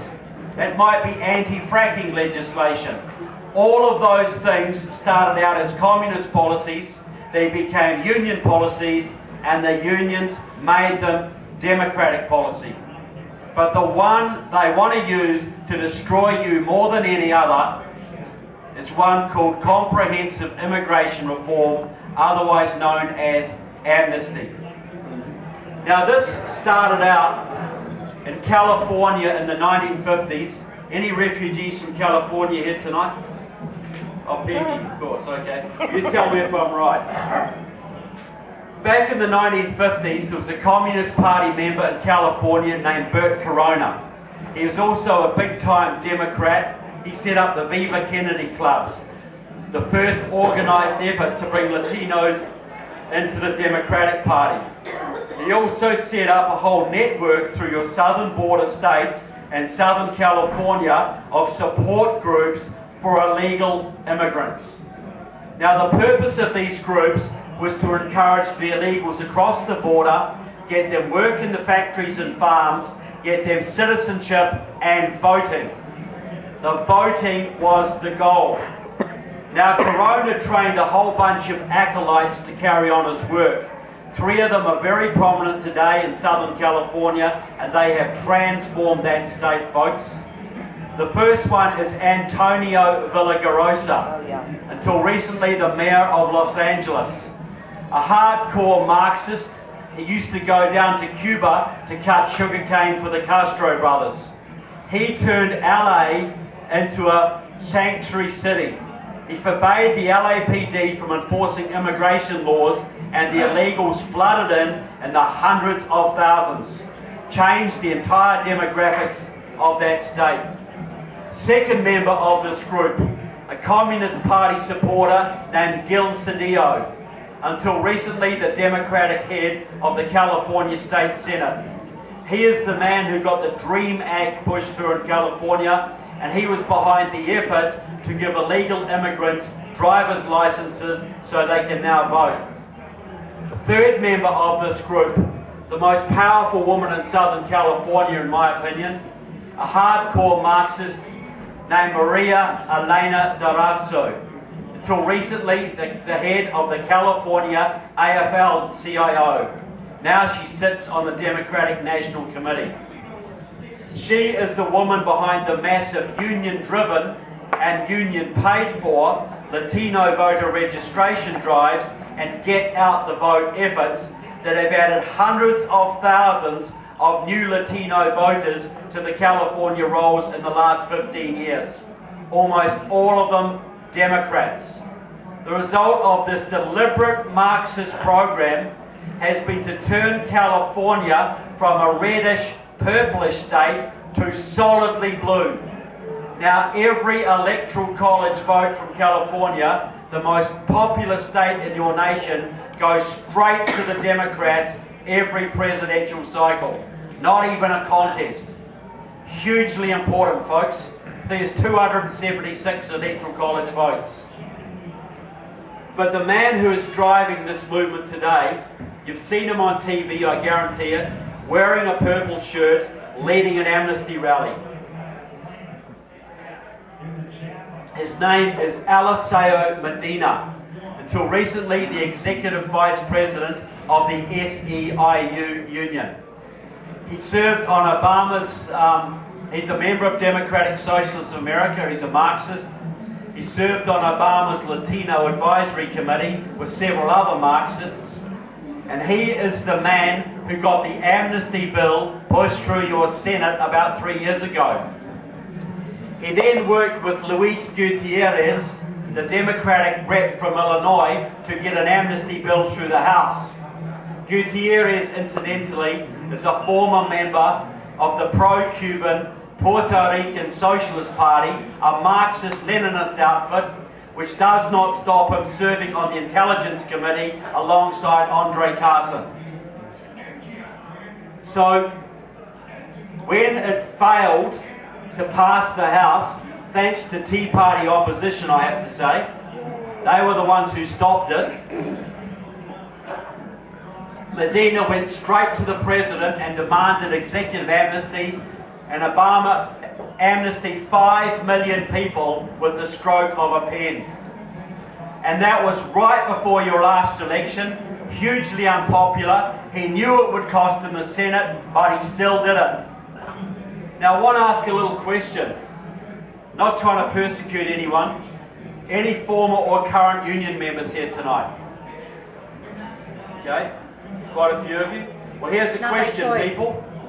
Here's a question. Which organisation in this country, for years and years and years, right up till 25 years ago, was the most hardcore opposed to illegal immigration, against illegal immigration? The Teamsters, Cesar Chavez and the farm workers, the unions. They had people on the border. They were turning people into the INS. They were constantly lobbying Congress to increase penalties on any employer caught employing illegals. Why? Because illegals take their jobs. Illegals drive your wages and conditions down. Of course union members are going to oppose illegal immigration. So in 2016, right now, which organisations are driving the legalisation of the illegals? So unions, Teamsters, AFL-CIO, SEIU, the same people. So why were illegals disastrous for union members 25 years ago, and now they're promoting them with every bit of energy they've got? The answer is simple, people. Because 25 years ago, the unions were there to represent the interests of their members. But after 1995, when they were taken over by the communists, their agenda changed to promoting Marxist revolution. The illegals are disastrous for union members, folks. They are taking their jobs and they are lowering their wages and conditions. But they're great for the revolution. The unions are selling out their own members every single day because the revolution comes first, folks. And it took Elisabeth Medina 5 years of hardcore arm twisting inside the AFL-CIO to force them to flip their policy from anti-illegal to pro-illegal, which he achieved in 2000 at their national convention in Louisiana. The Marxists did it, folks. But the real question is this: why does he want it? Why is this Medina's life's work? And why did Obama grant amnesty knowing it would probably cost him the Senate? Well, Medina let the cat out of the bag at a big progressive conference in Washington, D.C. in 2009. I quote him in my book. He's going to be in my movie on tape. He got up in front of the comrades and said this. He said in 2000, and he said, passing amnesty is the number one priority of the progressive movement. And did he talk about compassion or reuniting families or giving immigrants a break or the American dream? Not a single word, people. All he said was this: in 2008, Latinos voted overwhelmingly for Obama and progressive candidates. If we stand with these people and get them citizenship and voting rights, they will stand with our movement. That will give us at least 8 million more Democratic Party votes. That will give us a governing majority, not just for the next few election cycles, forever. Think about it, people. Mitt Romney lost the last election by 2.5 million votes. You give the Democrats 8, 10, 12, 20, 30 million more votes. Who's going to beat that, people? The first thing that's going to happen is that Texas will go blue. And if you take the Electoral College votes from Texas the second most populous state in this nation, add them to those of California, the most populous, which they've already got through illegal immigration, do the math, people. It makes it impossible for there ever to be another Republican or Conservative government ever. That's it. It's a one-party state. That is why Obama was willing to grant amnesty right before the election, because he is a Leninist. One step backwards to get two steps forwards. He granted amnesty because he knows that amnesty is the road to the one-party state controlled by the communists, the unions, and the Democrats forever. So we have got, people, about 7 months to save this country. Because you know that if the Democrats get in again, they're going to keep that southern border open. They're going to import hundreds of thousands of refugees from the Middle East. And they are going to swamp your voting base forever, people. Forget the terrorism, that's just part of it. The real goal is invasion. Invading you and taking your voting base away forever. So there's never any opposition to what they want to do. And you are 7 months away from that, folks. That's as close as we are to taking this out of your hands forever. So we have to win this election. Now I want to say, the other thing my book is about is the individuals. Because I think these people should be held accountable for what they're doing to your country, folks. Yes. Here's another question. Anybody in this room, not counting military, ever applied for a federal government job who is willing to admit it? You all good private sector people? Okay, I know Dana has. I know you have. Well, you're sort of military, sir. But okay, well you people, did any of you require FBI security clearances for your positions? You did, Peggy. You did, sir. Well, I know that even in the post office they used to do them. And they can be thorough. They go through your underwear drawers. They check out your family background, your overseas travel. I know that the person in this room was denied a top secret clearance as a military contractor because he married a foreign national from an allied country. But the checking that had to be done to verify his security was such that it just wasn't worth doing. Because he married a foreign national from a NATO country. That's how thorough they are, folks. I had a friend who applied for a federal government job out of Virginia a couple of years ago. The FBI sent 2 agents all the way to Canada to interview that man's communist uncle.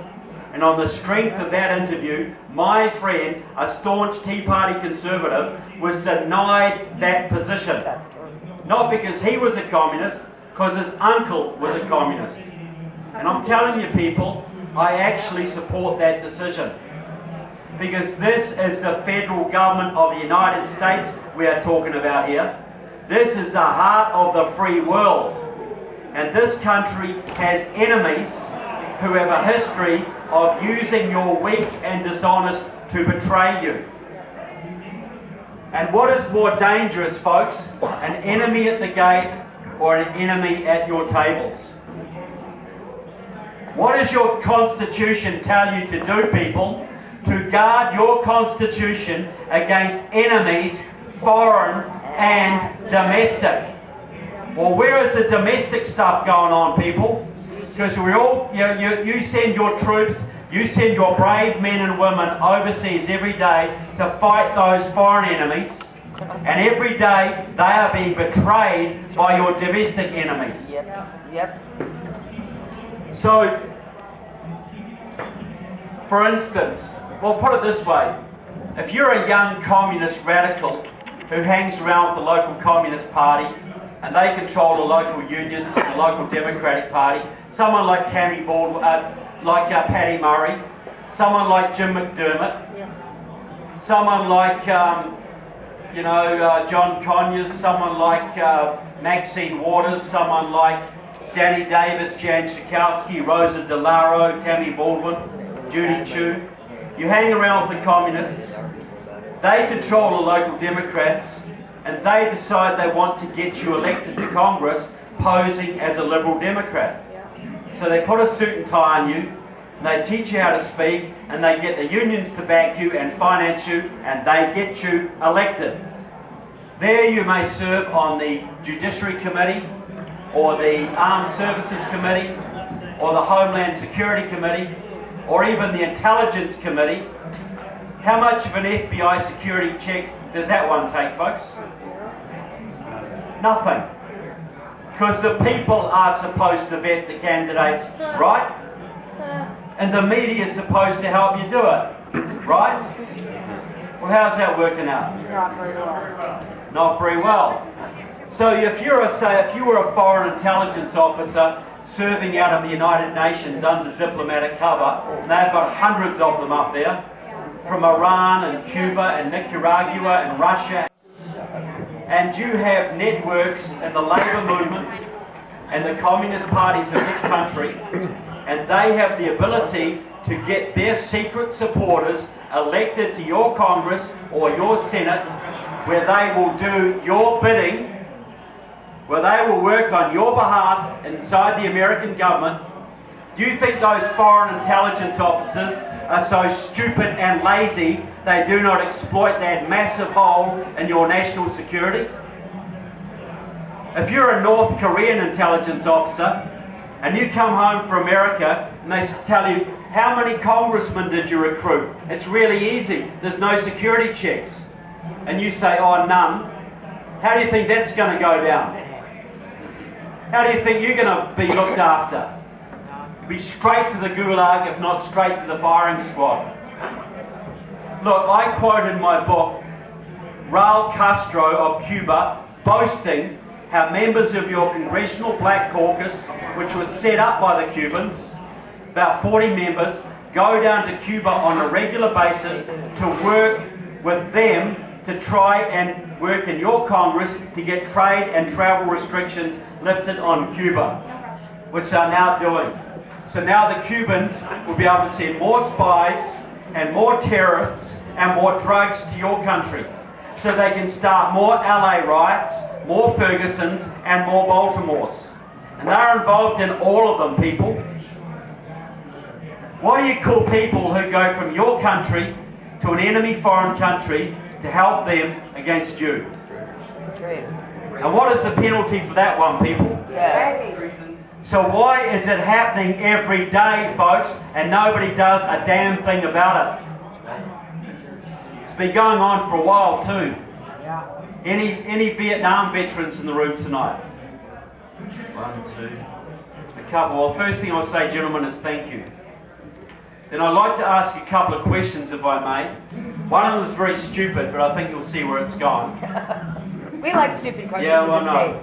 It's just, it feels like you're in Congress, doesn't it? You know? But look, was the Vietnam War lost in the jungles of Vietnam? No. Well, let's get the same answer. Very strong. Is it true that you had some pretty tough rules of engagement?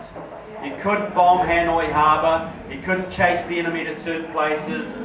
You had to notify the enemy before you bombed certain places so they could bring their guns out, you know, to the right place. Is any of that true?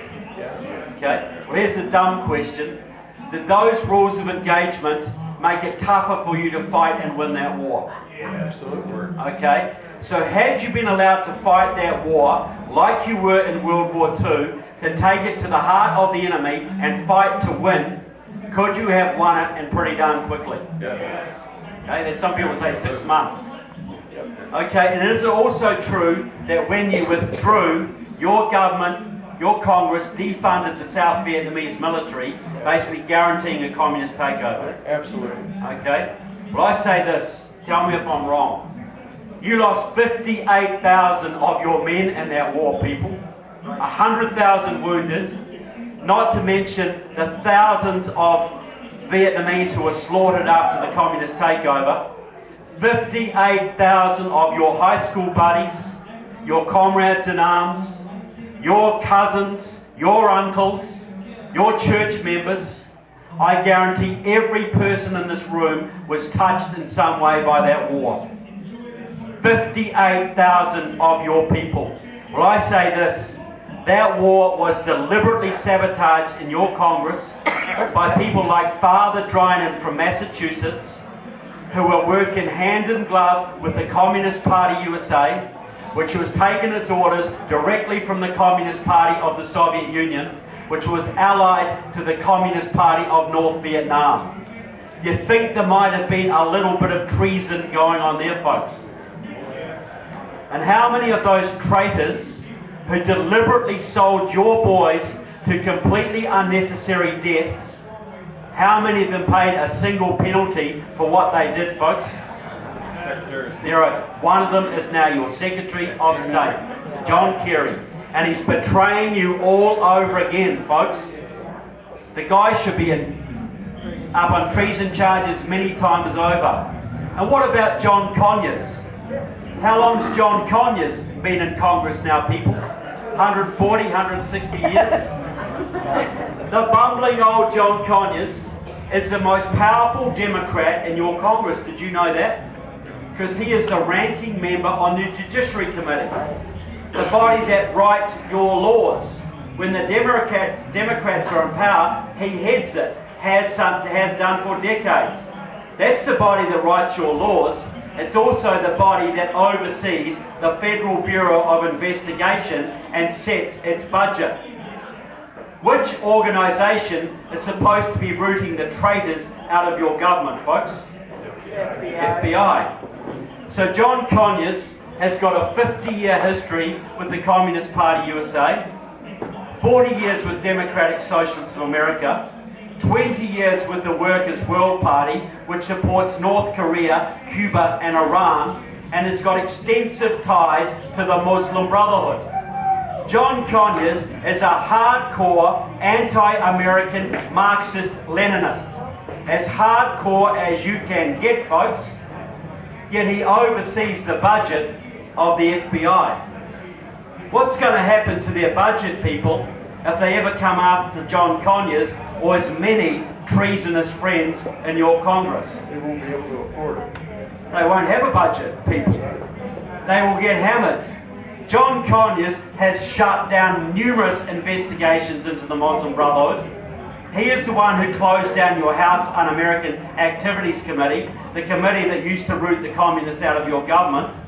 And then there's Judy Chu, who also serves on the Judiciary Committee. Now, back in 1979, there was a group in Greensboro, North Carolina called the Communist Workers' Party. Hardcore, pro-Chinese, nutcase communists. And they baited the local Ku Klux Klan into a battle on the streets of Greensboro, North Carolina. And the Klan turned up with weapons, and the Communist Workers' Party had weapons, and they had a gun battle on the streets, and 5 people died. The Greensboro Massacre. You look it up, you can see it. There's YouTubes showing it happening. The bodies lying in the streets. A little bit extreme, don't you think? Well, after that, the Communist Workers' Party got smart, and they formed a group called the New Democratic Movement. They changed their name and started to infiltrate the Democratic Party. And they set up a front group called the Federation for Progress. And Judy Chu, who's one of your top Congress members from California, serves on Obama's re-election committee, was the head of that front. She worked with the Communist Workers' Party. They helped her to get into Congress. She still works with them now. And now she goes to China on a regular basis to build business ties between China and California. The Chinese press describes her as China's representative in your government. Judy Chu, you want to see Judy Chu on the Judiciary Committee when the FBI has the temerity to arrest one of the thousands of Chinese spies working in this country. You want to see how Judy Chu goes after the FBI, folks. You want to see how she works to shut down their investigations, to deny them the money, to make fun of them, to abuse them. You want to see how Judy Chu sticks up for the Chinese spies, folks? What about Tammy Baldwin, the senator from Wisconsin? Well, by the way, Patty Murray is so inbred with the Communist Party, it's unbelievable in this state. But Tammy Baldwin from Wisconsin, member of the Colombian Support Network. That is a group that supports Colombia's narco-terrorist guerrillas, communist guerrillas who fund their movement by selling cocaine into your country. You want to see how Tammy Baldwin works to shut down any form of military aid to Colombia. Any free trade agreement with Colombia, anything that will help the Colombian government, she's on their case. She's working to shut it down because she wants those communist guerrillas to take over that country so they can send even more drugs to your country. You have got at least 100 members of your House, folks, and 20 members of your Senate who are so enmeshed in neo-communism or Marxism or radical Islamic ideology, they could not pass an FBI security check to sell you postage stamps at the post office. They couldn't clean the toilets at any military base in your country, folks, yet they serve on the Armed Services Committee. They serve on the Intelligence Committee, the Homeland Security Committee, the Judiciary Committee, the Education Committee. They have infiltrated every major body of your Congress and your Senate. Do you think the Russians would tolerate 100 pro-Americans in their Duma? Do you think the Cubans would tolerate 100 pro-Americans in their parliament? But that's what you're doing, people. What could possibly go wrong? The most powerful legislators in the Western world, no security checks, and the Judiciary Committee and the FBI are basically ruled over by communists. What could go wrong? Everything. What has gone wrong, people? Exactly what's gone wrong. You know, you can sort out everything in your country. You can sort out the education system, the taxation system. You can sort out the EPA. You can sort out all this stuff. But if you don't sort out the traitors in your own Congress, what's going to happen in the end, folks? What's the inevitable result? This ain't just in this country. This is every Western country's in the same situation.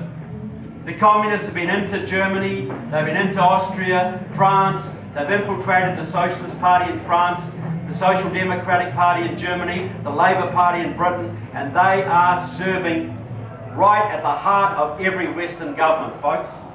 But this is the one that counts more than any other. But I don't want to depress you people with any of that or bring you down in any way. We love our Trevor. You come here for hope and change, did you not? Hope and Trevor. We've had enough of that. Well, I just want to say this. Like, if I thought there was no hope for America, I'd be back in my beautiful New Zealand right now, building bunkers and stocking up on baked beans. Right? And I'm not mocking prepping. This is what I say. In 2008, those 60s radicals who'd been burrowing through your unions, your Democratic Party, your media, they were in power. They had the House, they had the Senate, and they had their man in the White House. And they were going to take you down, people. They were going to ram their revolutionary agenda right down your throats. They were going to destroy the American middle class. But in 2009 and 2010, something miraculous happened. And I don't use that word lightly, folks. What do you think I might be referring to? The tea parties. Where had you been hiding, guys? Where had you been? What's raising babies? Raising babies, looking after yourselves, you know. But look, a whole bunch of people, and I count Act for America, I count the 9/12 groups, I count all the patriotic groups in this movement. Don't think I'm leaving you out at all. I know what you're all contributing here. But you came out of nowhere, and you blogged, and you marched, and you emailed, and you rallied, and you put some much needed spine into the GOP. And the Tea Parties and Glenn Beck took back the House in 2010. And we became PCOs and leaders. Yes, you did. And I'll get to that. And there's only one man in America who doesn't understand that, and that's Karl Rove. Someone needs to tell them. Row broke your boat. But look, in 2008, Obama could walk on water. He was practically the second coming. Who would have thought that 2 years later he would lose the House in a landslide, folks? Because of you.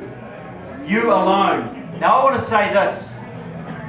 You may not have noticed, but the Tea Party doesn't get a lot of thanks for what it does.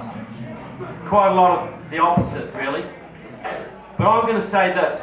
You imagine had the Tea Party not taken back the House in 2010. You imagine it. I say the Tea Party saved America because this, had you not taken back the House, they would have rammed Obamacare right down your throat, all the way to single payer. They would have got card-chipped green jobs, cap and trade. They would have had 8 or 10 or 12 or 20 million illegals voting in the last 2 elections, folks. You would have been done. The Tea Party saved this country. Absolutely, no question about it, people. The most important political force in this country. And sometimes you guys are in the fight. Sometimes you're in the thick of things. You see more of your losses than you see of your victories. But I'm telling you straight, people, there are millions of people around this planet looking from the outside in who see exactly how important you are. Because without you, this country would be done, and so would ours. So would ours, folks.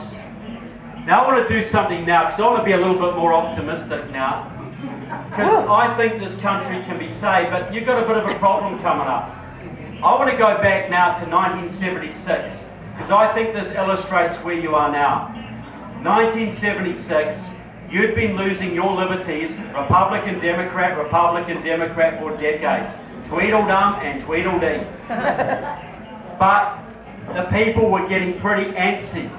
But they had no choice. They just got the same old thing year after year. But that year, they finally got an option.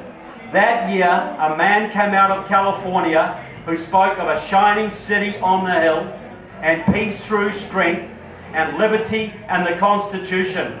And hundreds of thousands of people, just like you, loved Ronald Reagan's message. Right.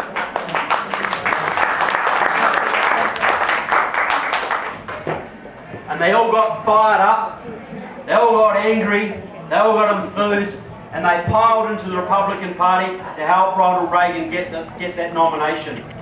And they thought they would be welcomed. And what did the Rockefeller Republicans, the Karl Roves of the day, what did they think of Ronald Reagan and his supporters, folks?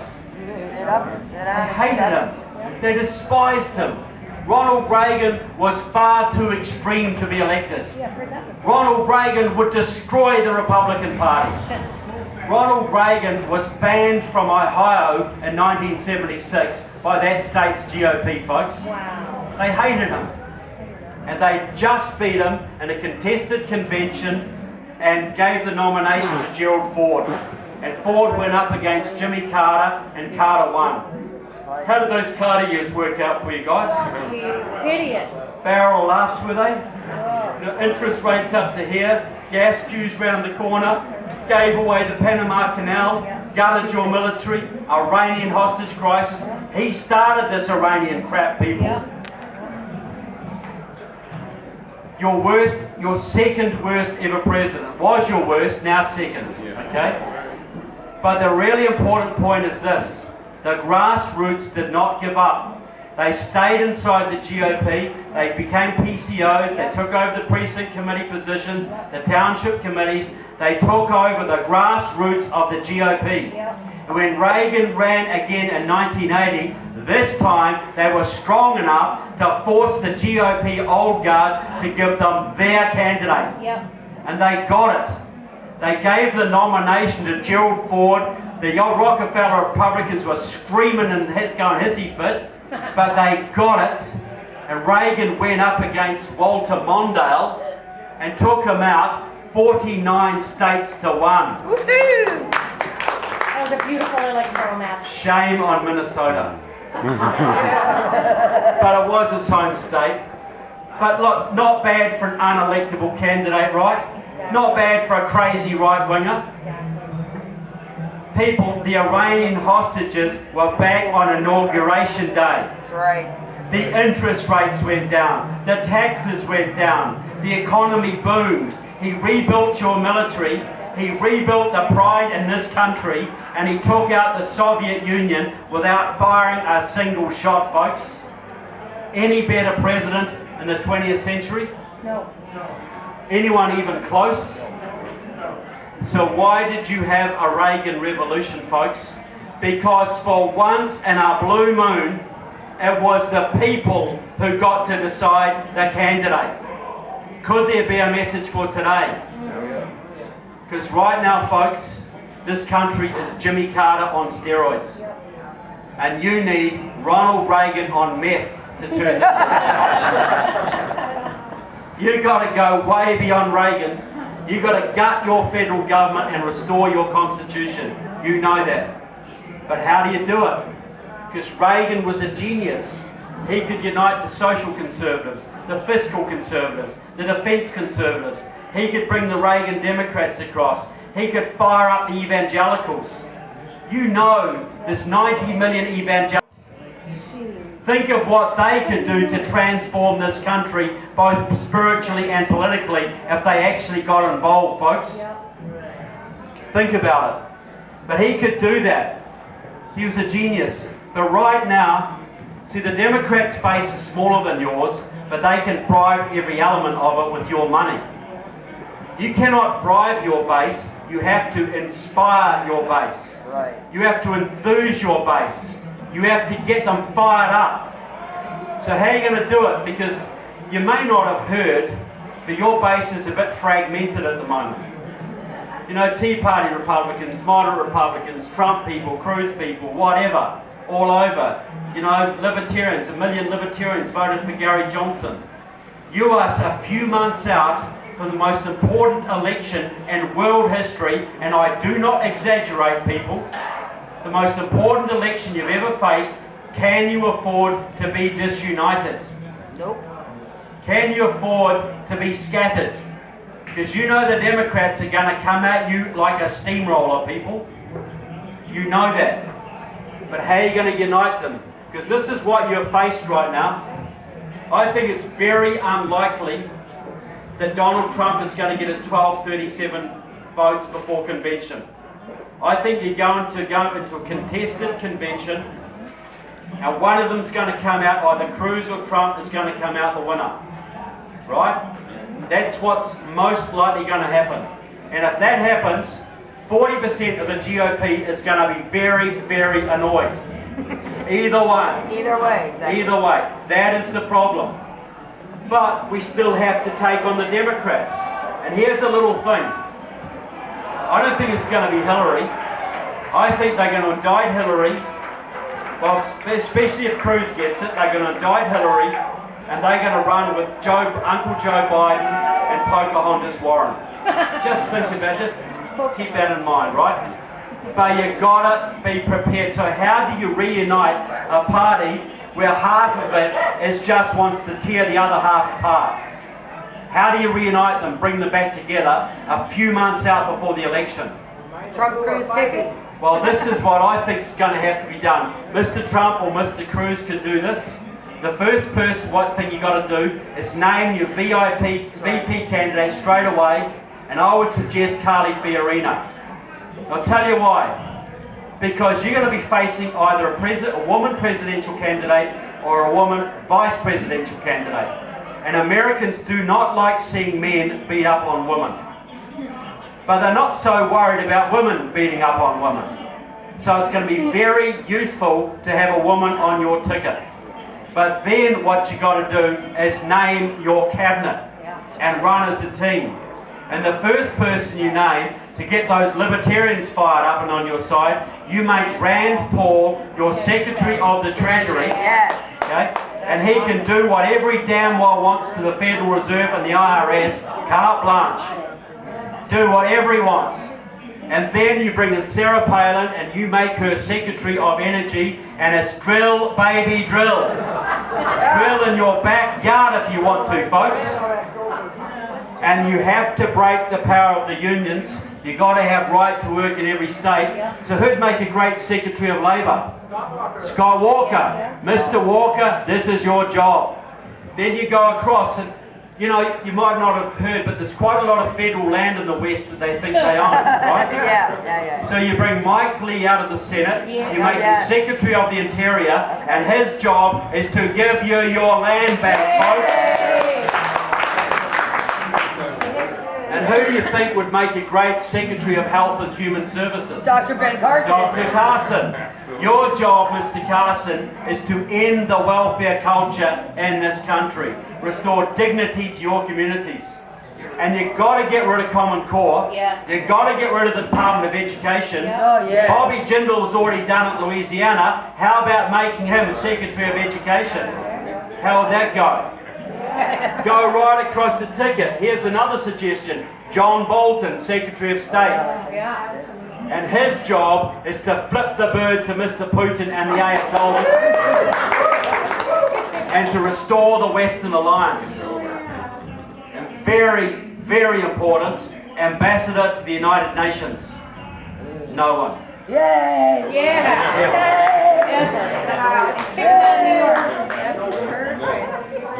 Name your entire cabinet and run as a team. Would that fire you guys up? And would it reunify the base? Because everybody's getting something, right? You might not like Sarah Palin, but you love Mr. Carson. You might not like John Bolton, but you love Rand Paul. Everybody's got something. You know, there's something for the evangelicals, something for the libertarians, something for the moderate Republicans, the Tea Party Republicans. And aren't you all Americans? Yes. Don't you all deserve representation in your own government? You imagine people, right now every 4 years, the Republicans put up their candidate and the liberal media rips them to shreds. What would happen if Donald Trump or Ted Cruz was campaigning across this country with a team of 20 Rottweilers backing each other up and not taking any crap from anyone? That's right. How do you think the media would handle that one, folks? They wouldn't have a chance. You know, Rand Paul and Sarah Palin, big mass rallies in Kentucky. You know, John Bolton and Mr. Carson going through Alabama and going through New York. Mass rallies all over the country. Go straight to the people. How would the Democrats and the media handle that one, folks? The base would be reunited. See, there is a precedent for this. Ronald Reagan named his cabinet in '76, and Lincoln brought his enemies into his cabinet to reunite the country during the Civil War. And you didn't just have a founding father. You didn't just have George Washington to take on the British. You had George Washington and Samuel Adams and Patrick Henry and James Madison and Benjamin Franklin and Thomas Jefferson. You had a whole team to lead that revolution, folks. And they were human. They had their egos. They had their agendas. But they put them aside for the sake of the country and the good of the revolution. And look at what they gave you, folks. Look at the amazing country they bequeathed to you. So what I'm saying to you, folks, is this. I know what this cost you. You put a lot of time and money and commitment into politics. You're away from your families, your activities. You do door knocking and phone banking. You pay money and you don't get any thanks for it. And sometimes your grandchildren don't understand why you can't come to their soccer game on Saturday because you're doing something to try and help the country.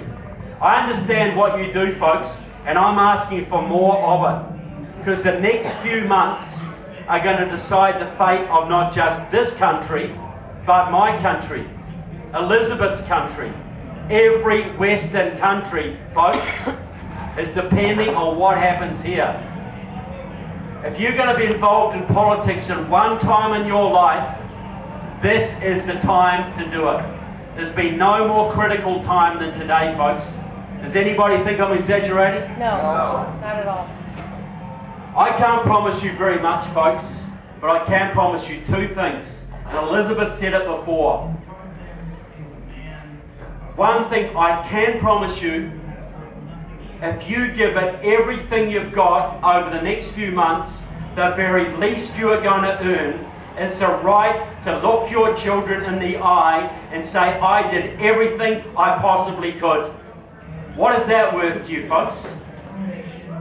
And if you win, and you can win, you will give your children not just the amazing country that you inherited, but one even greater. You will spark liberty revolutions across this planet, folks. You will give hope to the people in Europe, the people in Australia, the people in New Zealand, the people in Africa, the people in the Middle East. You will give hope to every freedom lover on the planet, folks. Is that worth fighting for? Yes. So I want to say to you folks, thank you so much for what you do for America, for my country, for Europe, for liberty. God bless America and God bless you all. Thank you.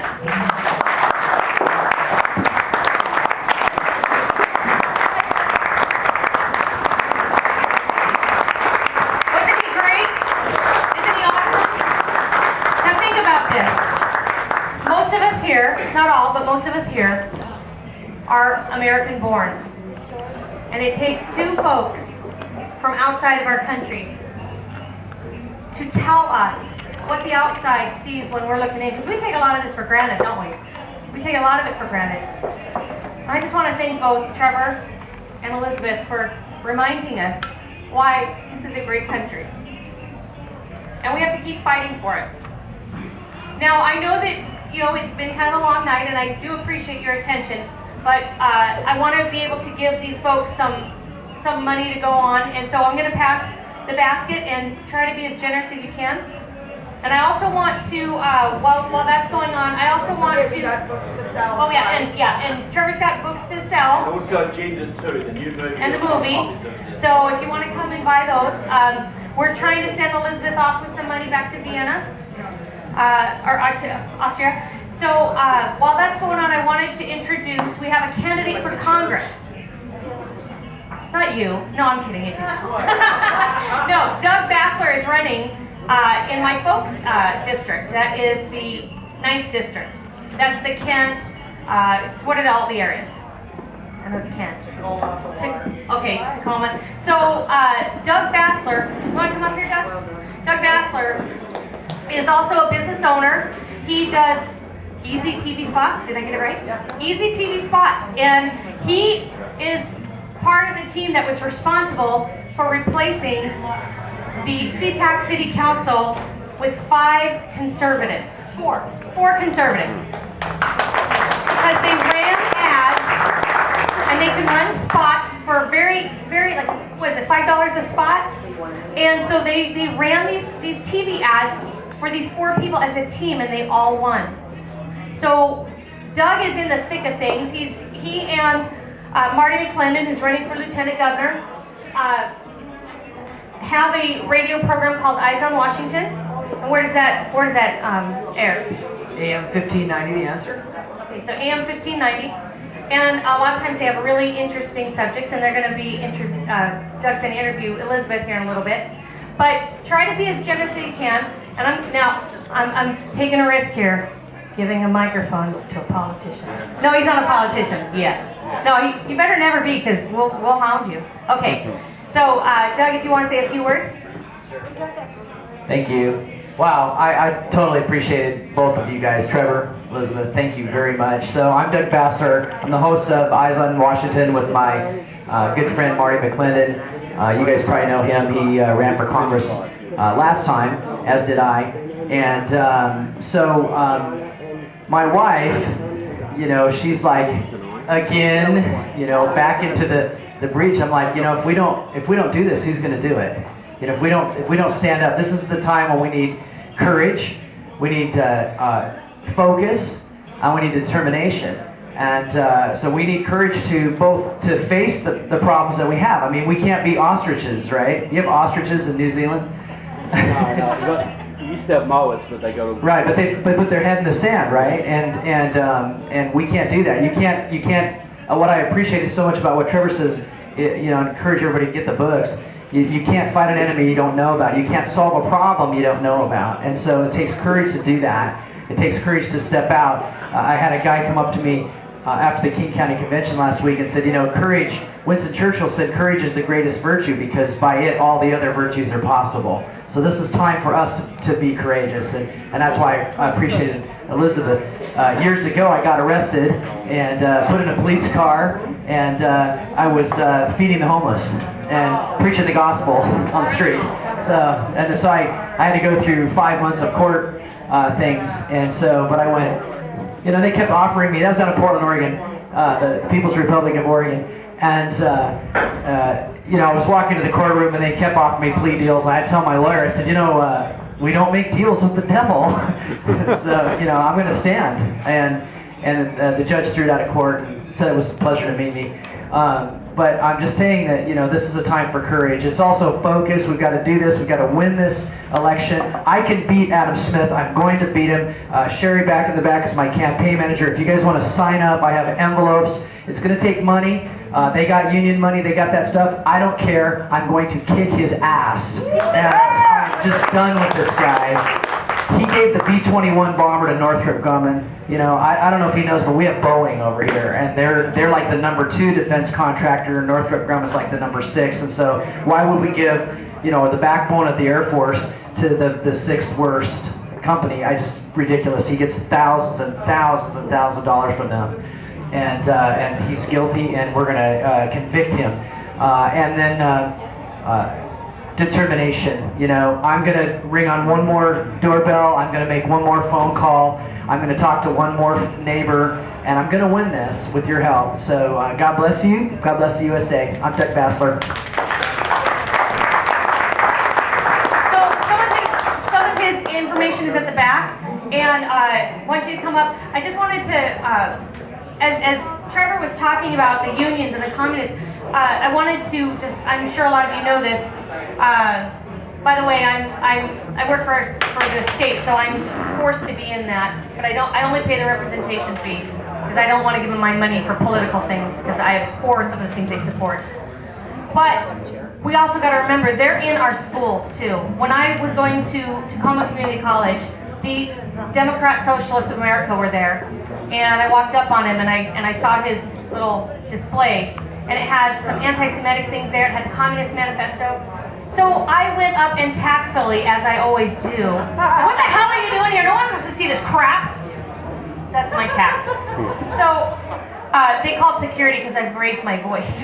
But I told the kids were looking, I said, "Just move along. You don't want to see this garbage. It's garbage." And he's trying to hand me some stuff. And I said, "I've already seen the Communist Manifesto. I know what's in it. You're destroying America." I said, "Have you ever lived in a socialist or communist country?" He said, "No." I said, "Well, I have. Their healthcare sucks, okay? Everyone is poor. Everyone is on the dole. And it's horrible. Businesses are taxed. They can't make any money. They can't hire people. So everyone's sitting at the pub drinking because everyone's on the dole and can't get a job because the businesses are run out of the country." So he handed me his World Workers Unite newspaper, and it said $1.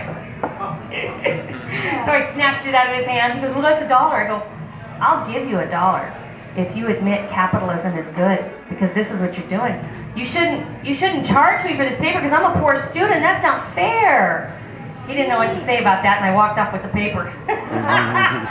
Anyway, my point is, courage is contagious. I've always been outspoken no matter where I've been in school, and I seem to be I'm not that frog in the boiling pot. I jump out and start swinging verbally. And I'll vouch for that. and what I'm saying is that if one person stands up and is brave, you might be scared inside. I mean, the day I stood nose to nose with Arsalan Bukhari of CARE, I was scared out of my mind. But I stood up, and that courage rose up in me, and that anger rose up in me, and I told him, I said, "You can worship any way you want, but if you think you're going to come into our country and subvert our Constitution, you got another thing coming. We will resist you with everything we've got." And you know, when you stand up, other people see that and they stand up too. I cannot tell you how many kids came out of the woodwork when I stood up and said, "Excuse me, that's your opinion, that's not fact. Here's my opinion." other conservative kids stood up too.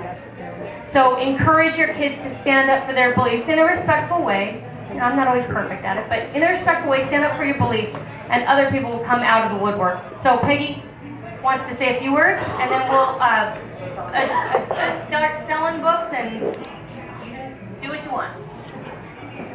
I have one question for you. I don't know if it's kind of a stupid question like Trevor likes to ask, but with what he just told us, I have a question for you. If the Democrat Party has been slowly being taken over by the Communist Party and whatnot, where did those Democrats go?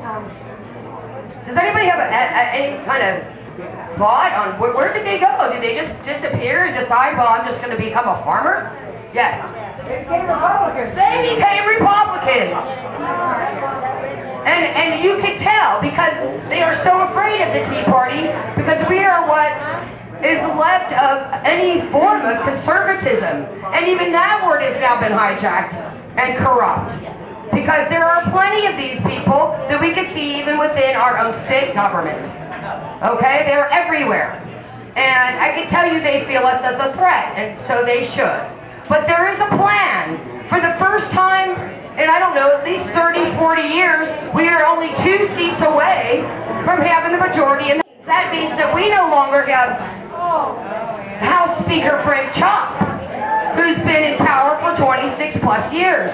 That also means, just like Trevor was talking about, we no longer have Lori Jenkins, Democrat, and who knows how long she's been there, the chairman of the House Judiciary. And all our bills go there to die. So if you want to make a change, this year we only need 2 seats, people. 2 seats. So my hashtag is, this year is the year of chop off the gavel. And yes, we spell that with 2 P's.